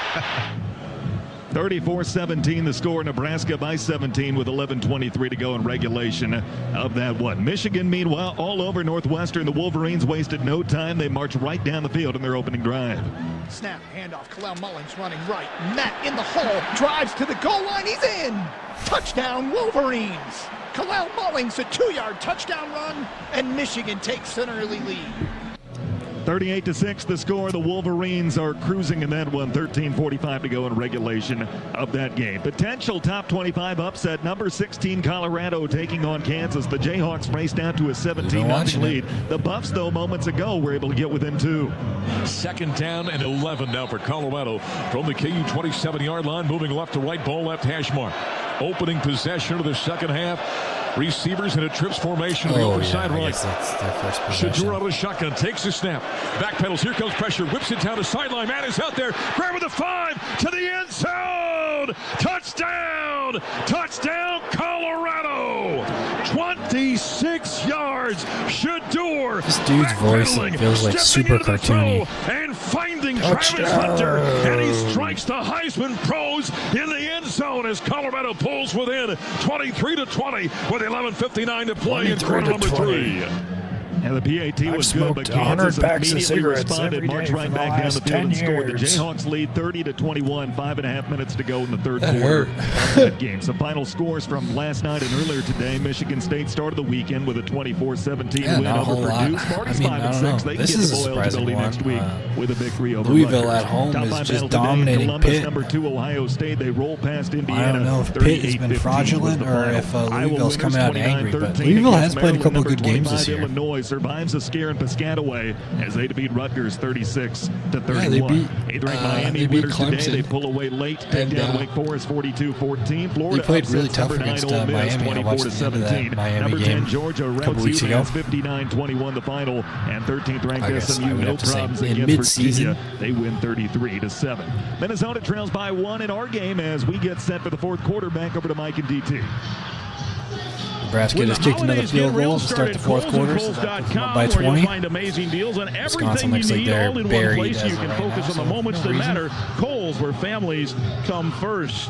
Our thanks to Tanner Hoops. Tanner will be on the call yet tonight. He's working double duty. Tanner, you've got the call tonight. Gophers here 23-22.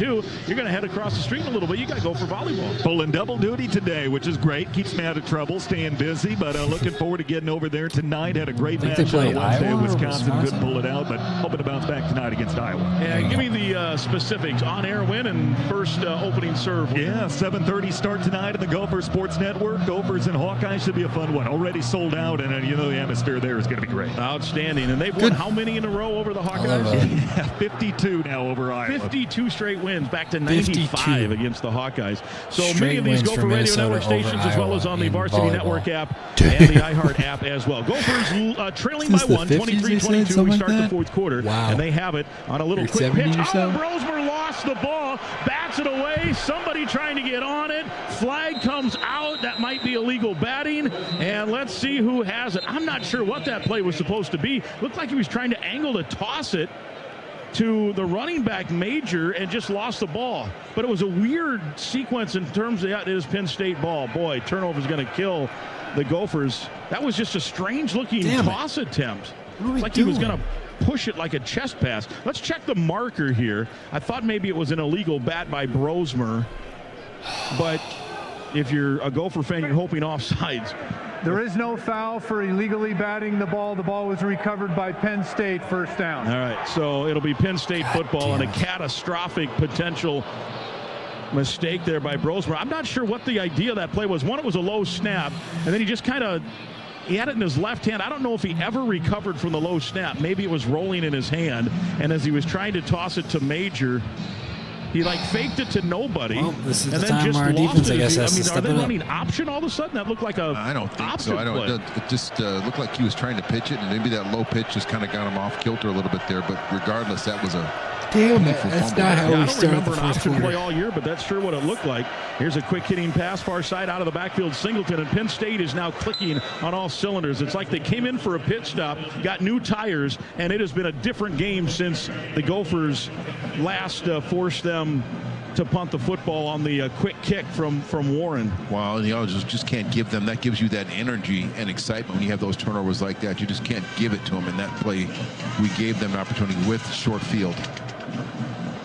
Brosmer on the day, 11 of 17, 115 yards, a touchdown, an interception, and now a fumble.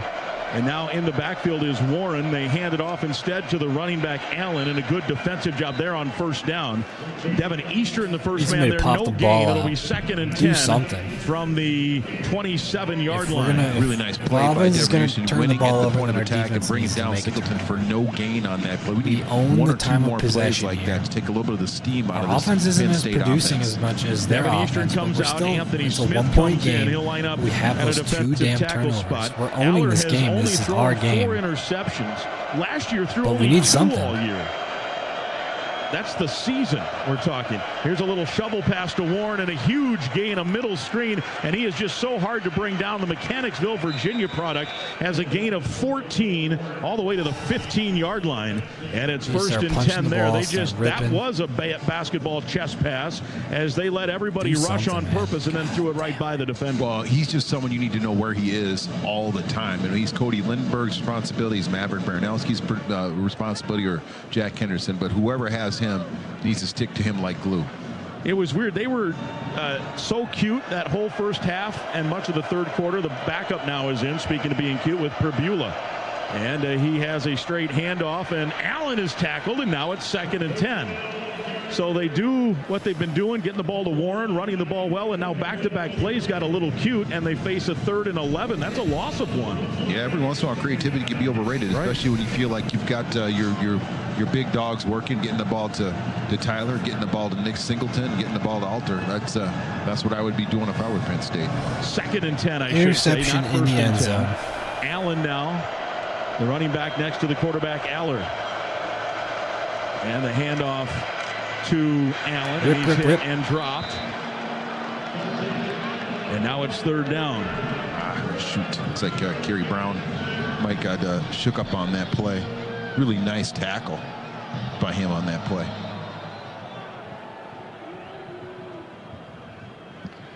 He's a nice tackler. Yeah, really Brown, good job. He's got to stay in one piece, and I'm sure he'll learn and get a little bit stronger and just get seasoned as he gets more into it. But he is a very, very good tackler. We'll take the timeout. It's a 3rd and 10 now. Penn State's facing after a gain of 1. Brown, the injured party, he did miss the Iowa game earlier this year. And we'll come back. Gophers down 1. Gophers hoping to hold them to a field goal. All right. We're still good. We're in good position here. We hold them to a field goal. It's a 4-point game. We get the ball back, and everything is going to be okay. Assuming we make a stop here. Which is a big assumption. I mean, I'm not going to lie here. That is a big assumption. But it's something we can do. Let's take a look around the league at our other 2 interesting games right now. BYU just made a big pass, 24 yards down the field. They are down by 11 still. Not much has happened since we turned away, just a punt. And in this Kansas game, just the start of the 4th quarter here, we give them the fist for the 4th quarter. And Kansas has just been driving 8 plays, 54 yards, nearly 5 minutes of possession here. They're at the doorstep, just entered the red zone, so could be a big moment for them. Got three pretty interesting, pretty big games that are pretty close. Wisconsin is making some way back. They just got a passing touchdown from Braden Locke to Vinny and Anthony II for 58 yards. Let's pop that open for a second. Look at that. It doesn't look like it's too likely according to the ESPN odds, but you never know what happens. It could be a kickoff, a fumble, a touchdown, and they're within 7 points. So could be an interesting interesting fourth quarter in that game. I hope it isn't, but it could be. And let's look elsewhere out of the league. Man, I have not stopped yawning today. I apologize. We're going to check the FCS here, see if there's any interesting movements in the last week of the FCS season. Stanford is making its way back against Western Carolina. It doesn't look like it's going to happen considering that there's 33 seconds left, but there's always an onside kick potential for a upset here in the FCS ranks. Abilene Christian is getting beat by underdog Stephen F. Austin. They're down 32-19. Abilene Christian is 8-3, and Stephen F. Austin is 6-5. So, a 70-yard touchdown run for Florida A&M. Bethune Cookman got the ball back and driving down the field at the start of the fourth quarter there. My boys at Portland State are up big, 31-7. And I think UC Davis is a top 10 ranked team. They're up pretty big over Sac State. Let's pop into this Idaho State game. This will be an interesting rivalry game in the FCS ranks. I'm pretty sure Idaho is decently ranked. They don't have a title on their card here, but I'm pretty sure they're decently ranked. Well, that was one of the I missed a play, but it looks like a pass incompletion right there. Didn't really by Drew Aller. So it's 4th down and 10 at the Minnesota 15. Game, but nice coverage, forcing a fourth down situation here to get off the field and survive that fumble. Yeah, watching it, it looked like Warren got the hand on the shoulder pad first, so I think they just said all is fair in love and war there. 32-yard attempt to extend the lead to 4 here for Barker, who's 1 for 1, had a kick blocked on an extra point earlier and sends this left-footed field goal up and through, and the turnover proves costly. It's a 4-point game for Penn State, which is a huge victory for the Gophers considering where they turned over and everything surrounding that. So puts us within striking. Hopefully we can get some. They need more put some distance between us and them and get a touchdown. I just want a quick check over the Idaho State game here.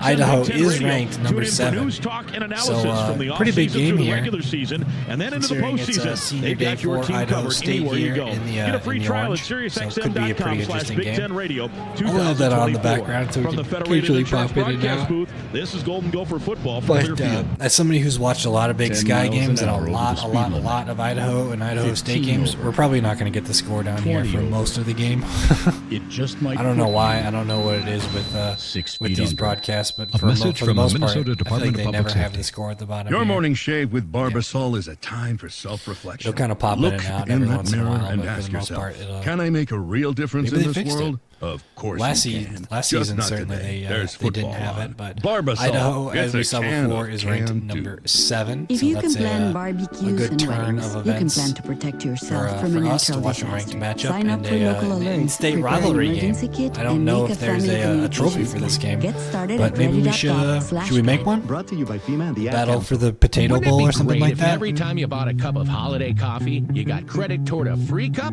And wouldn't it be great if that worked on other stuff at Holiday too? I guess that might be Boise State is something involved with the Potato Bowl, but maybe it's so easy. Just enter your battle phone for number second at place, checkout, and you're in the club. Maybe we'll track your purchases toward free fountain drinks, coffee, cookies, sandwiches, hot dogs, and more. So don't forget to enter your phone number at checkout. Turn this off for just a second so we can hear the what they have for this Boise or the Idaho State game. Now is the time for Coach Thiessen, Coach Hawkins. Idaho is, I think, the only school in the country to ever voluntarily drop from FBS schools to FCS schools.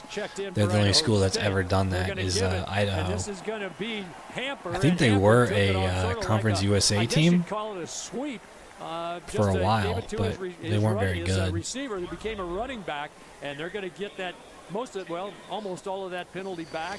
It'll be third down here and about a yard or two to go down at the 12-yard line. I need a lozenge or this something. Season, Throat's get getting your game dry. ticket and first beverage in one convenient package. Available for every Friday night Big Ten matchup. Get yours now at gophersports.com. Today's game is presented by Coop Health. Visit coophealth.com for more information on how you can take control of your healthcare journey. All right. Well, I guess it's time for us to nut up or shut up here. I mean, we've always talked about how we're a fourth quarter team, and we need to do it in the fourth quarter. They kick a Need to field goal dominate after the fourth the quarter. Gopher turnover.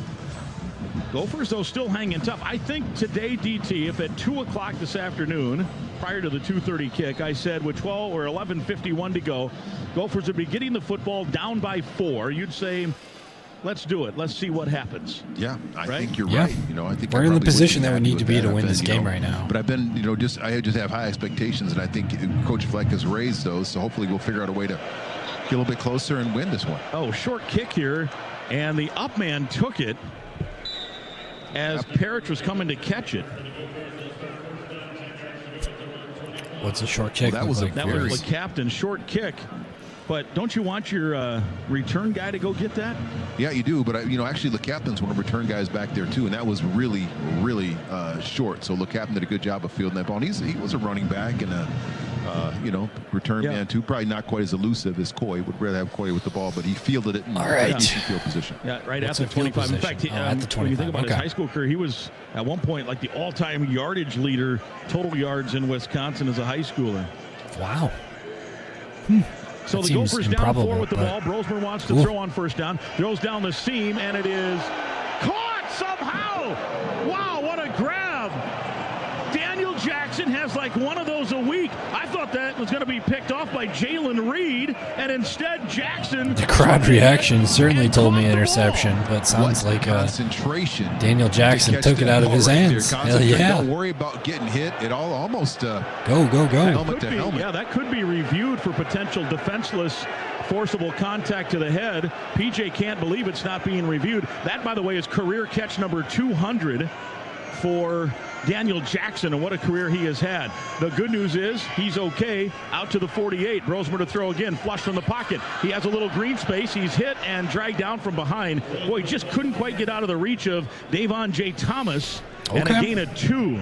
If he gets by him, he's got another 8 or 9 yards Daniel of real Jackson estate knows to what push he needs to do. downfield. Well, Thomas is a big man, and Max, not known for his speed right there, but does a nice job of breaking the line of scrimmage and almost bobbled that ball there. But good job for him to hang on to it. Don't say the word bobble. Watching the replay on the Jackson catch, first of all, the defender was BYU holding scores him a by touchdown, his brings as it he's running within, down the field. It was 5 not points right targeting. here. He ran into the defender. 2-point conversion with failed, his so helmet to the 5-point game shoulder. So I in, think that was a good in non-stoppage Tucson of here. play. Arizona State They didn't is call up, a hold though. on the hoodie, however. Here on second down is a handoff to Taylor, and he pitter-patters his way into Penn State territory, and a gain to the 46-yard line. It'll bring up a 3rd and 4. Durant again on the stop. Boy, Durant, it seems like we have mentioned his name a lot here for Penn State. It's a big play for us here. 3rd and 4, right at the midfield. Maybe 4 Gotta down go for territory here, depending on what you get here. Under 10 minutes to go. The Gophers trail by 4 against 4th-ranked Penn State. We're thrilled you're with us here on the Gopher Radio Network. 3rd and 4. Empty backfield now for Brosmer. From the 46-yard line, 5 receivers set, 8 to snap. Brosmer checking the play, tapping the side of his helmet. Gets the snap and wants to throw on a straight drop. Fires. Jackson has it first down at the 40. And a gain of about 7. Catch 201 in his career. Daniel Jackson. Jackson now with 6 He's coming out of the woodwork today. here to Yeah, pull and us this, out might be one of those situations to a where victory. our offense coordinator I'm Greg calling Harbaugh it. says, "You Daniel gotta give Jackson's going to Max an score a opportunity. receiving touchdown. Let's Max protect. Let's run Get some Max short Brosmer routes. Make sure he has up enough around options out there to get rid of the ball quick. And Max can manage the 165-yard game. mark. He knows what he's doing out there. 90 receiving yards now for Jackson. 2 weeks ago, 7 for 70. 3 weeks ago, 8 for 74. A month ago, 9 for 117. From the 40, the running back is Taylor. Under center now is Brosmer. In motion, Jamison gears to the right. Spinning is Brosmer, handoff to Taylor, tried to bounce it outside, breaks one tackle, but cannot escape the second, although he does get a yard or so out of it. Tony Rojas finally brought him down. Man, if you start going sideways on these guys, it is hard to get positive yards. Yeah, you're right. It's always hard to get positive yards going sideways, getting the outside, but he almost outflanked him there. And we see Kansas State is, not Kansas State, but Kansas is up 37-21 right now against the number 16 ranked Buffaloes. Or there was a groan about 10 yards in front of me with a lot of people on the bench. There was a nice seam for Darius to cut it back inside. Just didn't see it very well there. Bounced it out and did the best he could to pick up those 2 yards. 2nd and 8 for Minnesota. 8 minutes to go in the game. Gophers down 4. They're at the Penn State 38. Rosemer on a straight drop. Plenty of time. Now funnels it forward. Caught by Taylor. Great move to make one man miss. And now has the first down inside the 30. A beautiful spin and a dipsy-do getting by DeLuca. And it's first down Minnesota just inside that 30-yard line. It paid to have Darius Taylor, him playing receiver in high school. So comfortable out in space. Good hands, good open field moves. Picks up another big first down. Either we score quick. Darius Taylor that's just now a lot of time. Giving him 8 catches, minutes. Make it 4 catches, 14 yards. Might have been a face mask there, maybe, the crowd's thought. Definitely a face mask on that one. Here's Brosmer to throw. Looking left, fires left. Spencer on the run! Inside the 10 and down to the 8. What a wicked pass that was by the quarterback, Max Brosmer. Hell yeah, let's go Gophers. He's got a big play. 23-yarder to Elijah Spencer, putting Max Brosmer up around the 175-yard mark. 15 for 21. That's a Minnesota Golden Gopher. In the pregame show, but his connection with Elijah Spencer puts us first and goal here from the Penn State 7. In between 3 the Case IH red zone. Spencer almost takes that ball out. The PA broadcaster, excuse me. Red zone brought to you by the team on top of Case IH. Visit caseih.com/Gophers. Major the running back. Jackson comes in motion. Play smart ball here, get a touchdown. Right side, and it is a straight handoff to Major, and he loses a yard. Can't settle for a field goal here. First and goal from the 7. What you like to see losing on the first yard?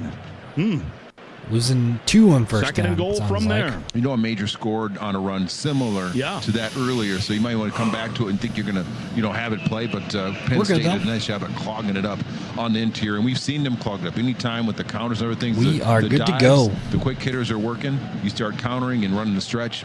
Not so much. The penetration up front of Penn State is just a little bit too much. Yep, they got their defensive line is way too good for us to do this right now. Stadium, under center Brosmer on 2nd and goal from the 9. In motion, Daniel Jackson. Spinning is Brosmer. Wants to throw back and does to Ursery. What in the world? And that was well off the mark. Why are we doing these cutesy little plays right here? Broken that play up. And now it's 3rd and goal from the 9. The intended target, that's correct, was Ariante Ursery. A tackle-eligible pass. Creative. Abdul Carter did a nice job of staying home, and he was had that end man on the line of scrimmage. That just happened to be Ariante Ursery, who has not caught a pass this season. Don't have any receptions down for him this year. Never in his career. I would imagine not. No. 3rd and goal from the 9. That stopped the clock at 5:57. Major, the running back. Brosmer had been 5 for 5 on this drive up to that. Brosmer, straight drop. Has time toward the back of the end zone. Incomplete. DeLuca in coverage. Spencer, there was contact, no call.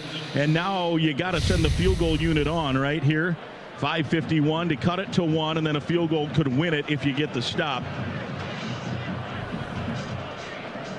Yeah, I think BJ with a win earlier. You have to do that.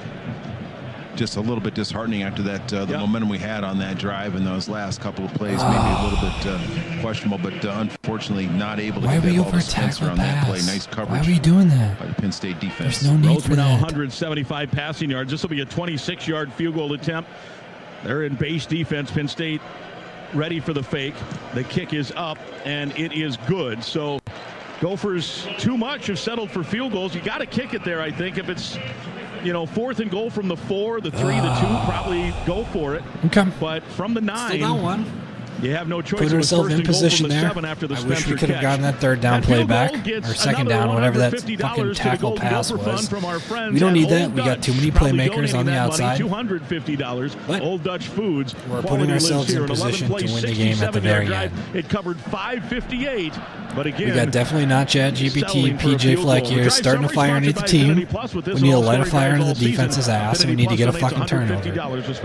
Or at least lock them down. 26-25. They've been unstoppable on offense. They've shown that the entire game that they're going to dominate us on offense. With the Golden Gophers, every touchdown is more than just a touchdown. It's a testament to the teamwork, elbow grease, and can-do attitude it takes to make it to the end zone. And while our fields aren't the kind you throw passes on, I want a minute of silence for my brain. We've got that Arizona State game. Arizona State is right outside goal territory here. 3rd and 1 from the BYU 11. Excuse me.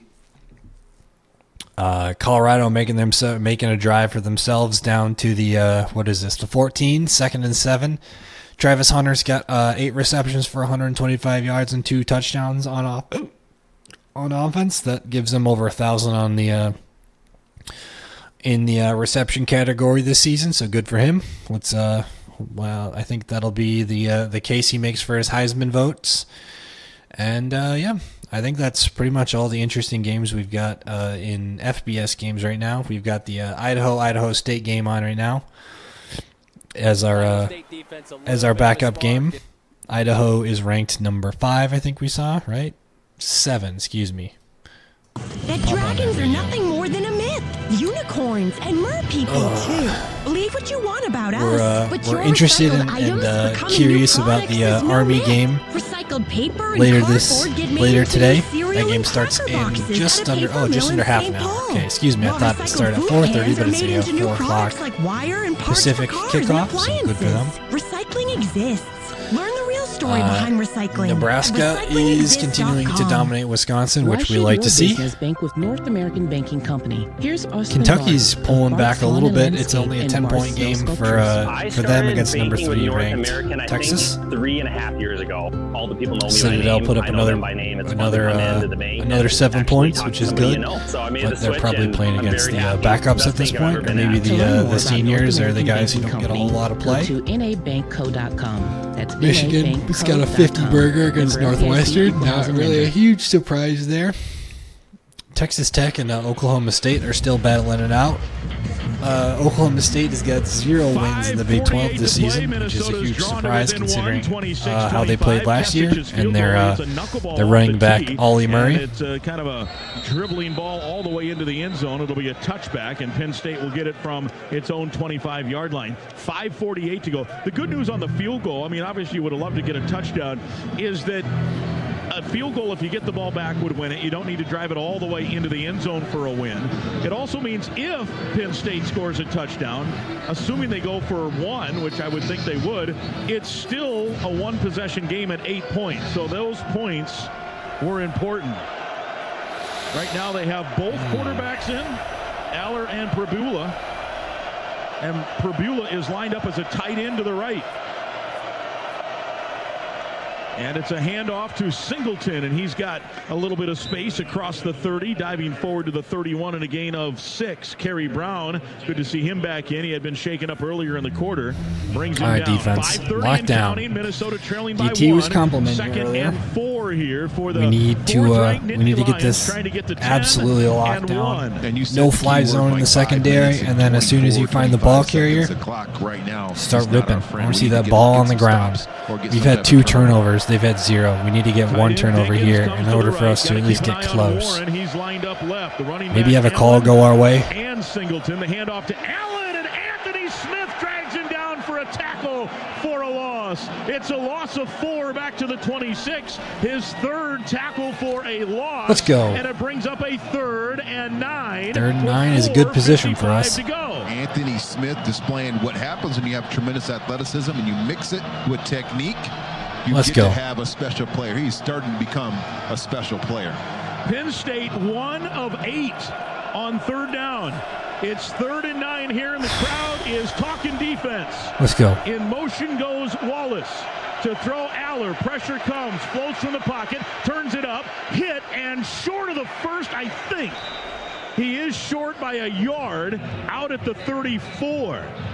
4:20 to play in the football game. 4:20. 4th and 2. Nice. And they're now 1 of 9 on 3rd down, and James Franklin will send the punt team on. Coy Parrish will go deep, and assuming they punt, Minnesota will have a crack at it. Great job by the defense there. Watch the false start. Watch the offsides, snap count, whatever. We need to watch that. They're in territory in which that can really fucking swing the game here. They do fake it, does Penn State, and they've got the first down. This is Luke Reynolds off to the races. All the way into Minnesota territory at the 35-yard line. Ooh, that hurts right there. 10 men at the line of scrimmage. You got to make sure you pay attention to who you have on that play. And Penn State just caught us. Everybody right knew that was coming. Everybody. Able to pick up a humongous first down, making this a Everybody knew that was coming. What a gutsy play there for Penn State on 4th and 2. They run the fake. They snap it to the freshman, true freshman tight end Luke Reynolds. Gophers had 10 at the line of scrimmage. 32 yards officially on the play. And now the drive continues. Handoff for Singleton, and we're at the 3-minute mark, and PJ has to start thinking about timeouts now. They are close to field goal range, right on the edge of field goal range. 2nd down and 8 here for Penn State. Penn State would love to just run it out. They don't need to score again. That's why the 2-minute warning and 3 timeouts for Minnesota here. We have our timeouts, which is helpful. Clock winding. We don't want to use all of them, Surprised they did not considering take a timeout there, quite frankly. On we need something to do on offense. Offset eye. They've got a big lineman in as a fullback. That's Ioane. And they spin and turn. Aller wants to throw, feels the pressure. Now he escapes and eludes the pressure. Hit, diving forward short of the first, but it's a nice gain, and it'll bring up 3rd and 2, and PJ will now burn a timeout at 2:17. And 3rd and 2 here. Boy, that's a tough one. They got great pass rush, and then the quarterback escaped the pocket. And Aller is much more mobile this year than last year. He has 194 rushing yards on the season, and that has been one of the areas he worked on. He lost 7 to 10 pounds, said he cut out carbs, stayed in the weight room to add some muscle and speed, and he twice on this drive alone has scrambled out of potential big losses. Yeah, he has. He's done a good job with his diet, but most importantly, doing a nice job scrambling there and turning over on downs for Kansas here. To close this so they got the ball going the other direction, up 16. The Gophers That's a good look for them. Sleeve is a late game situation. Check back into the Idaho State game here for just a moment. The 2-minute warning and 2 timeouts. Down by 1, 26-25. Idaho State still down by 10. Now it's a Wildcat look. Plenty of time to go in the second Warren quarter, lined though. up as a quarterback. Aller's well off to the left. A direct snap to Warren. Hit. Tries to barrel forward. I don't think he got it. They're going to be short. PJ screaming for a timeout. And he gets it with 2:10 to play. And it'll be 4th and a yard.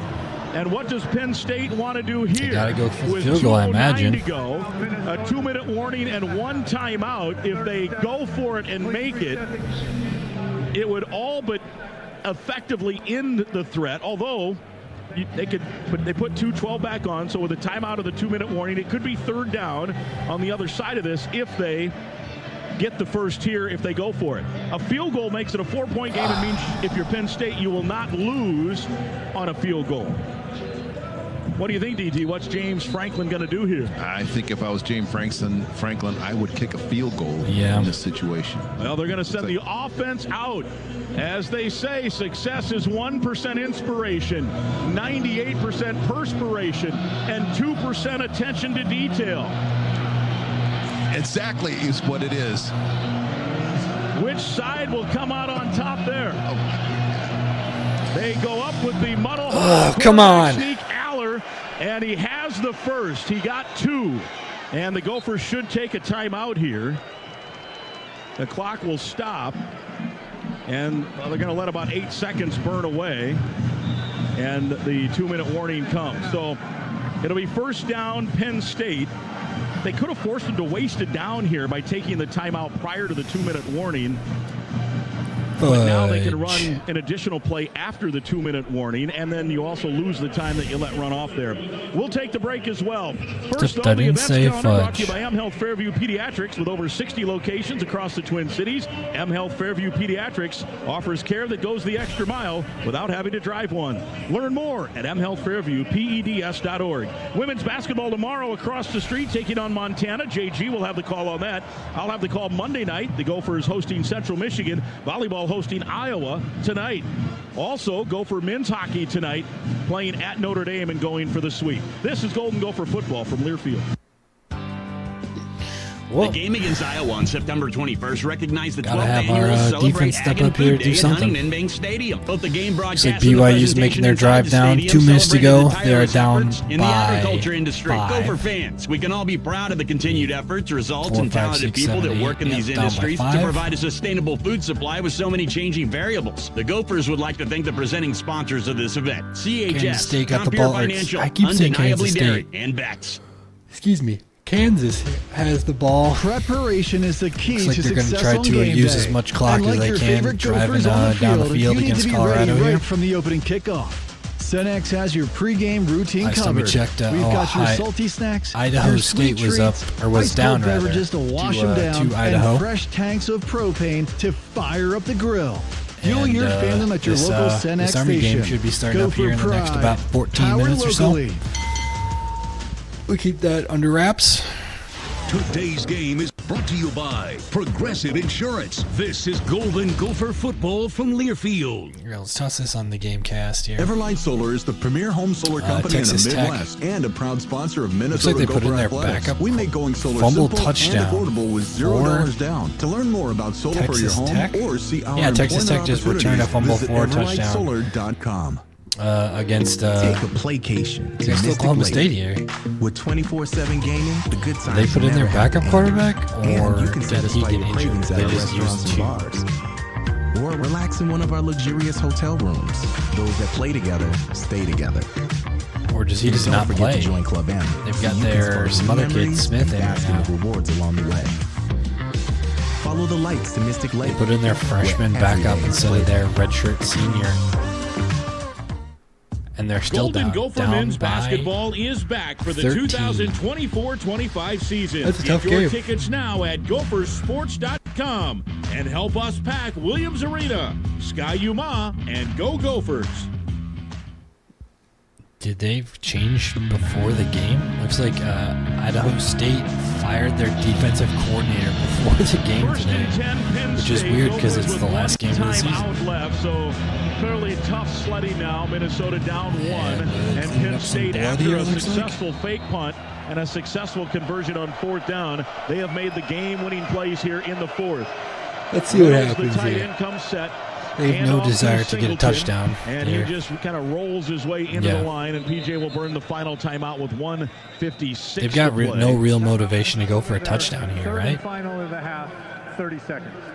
I just don't think Franklin's going to give us another opportunity No. to even to No. put the ball in the air. I would fire him. I'd continue to hand the ball off and run as much clock as possible. Yeah, ideally they're going to kick a field goal or just do whatever with 10 seconds left. I mean, this play will run it down to about 1:10, and the third down play will run it down to about 20.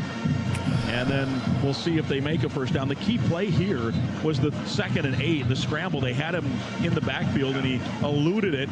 And instead of even tackling him at the line of scrimmage to make it 3rd and 8, he scrambled for a gain of 6 or 7 to make it 3rd and 2. They didn't get that, but then they converted on the 4th down. No, absolutely. No, he did a good job of managing that situation. That was a key play there in this drive.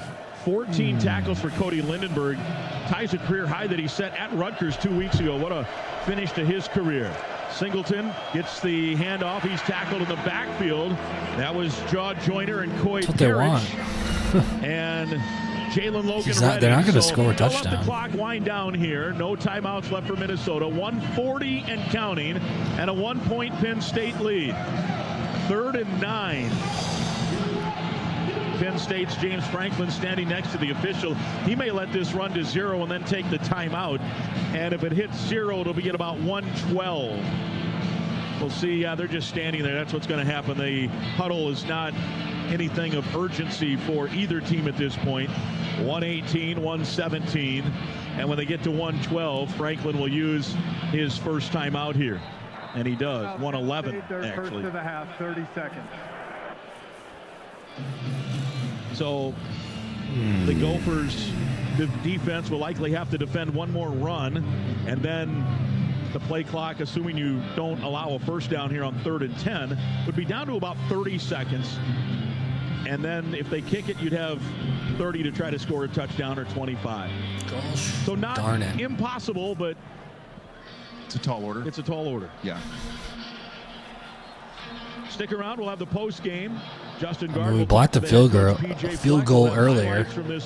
If fans who came got their money's worth, they'd love to see it rewarded here. If they maybe something special, some sort of a go for the field goal here, I don't know. Who knows what happens? They're not here, obviously. It's 3rd down. It'll be 4th down upcoming here. Attack the ball here. If they need a type of handoff or anything else, you need to attack the ball. Some type of turnover needs to happen for us to have a break. Yeah, rip the ball, something. Let them not convert on 3rd and 10. Warren goes in motion. Aller, the quarterback, spins and hands off to Singleton. He's got a seam, and he gets inside the 15, short of the first. And the clock will wind down to about, as we said, about 30 seconds, maybe 27 seconds. 4th and 1. And it'll be 4th and 1. And now if you're James Franklin, the question is, do you go put for the it risk? push. You've already had one kick block. Well, a punt, but one field goal we're talking. You've had one block. Do you put at risk another that could get returned and lose the game? Or on 4th and 1, do you let this wind down and just put big old Warren back there and let him salt the game away? I'd be tempted to go for it if I were I'd go for it. 100 out of 100 times, I'm going for it. Yeah. On 4th and 1. And if you get it, it's over. And if not, they've got to go. The Gophers got to go about 60 yards to get to field goal range in about 20 seconds. State, their second time out of the half, 30 seconds. So let's see what James Franklin decides on 4th and 1. He's gone for it twice on 4th down, one on a fake punt and one on I wouldn't be surprised at all to see Tyler Warner in at quarterback. Exactly. I thought they got the last one. Well, I mean, not only that, with him to throw the ball. Yeah. Yeah. Someone wide open. He runs towards the line of scrimmage. Someone coming down the seam, maybe a little drag route, or he keeps it. I think somebody's just going to quarterback sneak. This is less than a yard. This is like a half yard. That's assuming they don't kick it. The advantage of the kick is a field goal won't beat you. There's 27 seconds left. Yeah, I feel like a field goal is going to do it for us, but if they get a first down, I mean, it's a push, and that's game. They are not going to kick. The offense is out. Warren, number 44, is the guy we're looking for, and he's in the huddle. And I think you're right, DT. He's going to take a direct snap here and just plow forward the best he can. JG?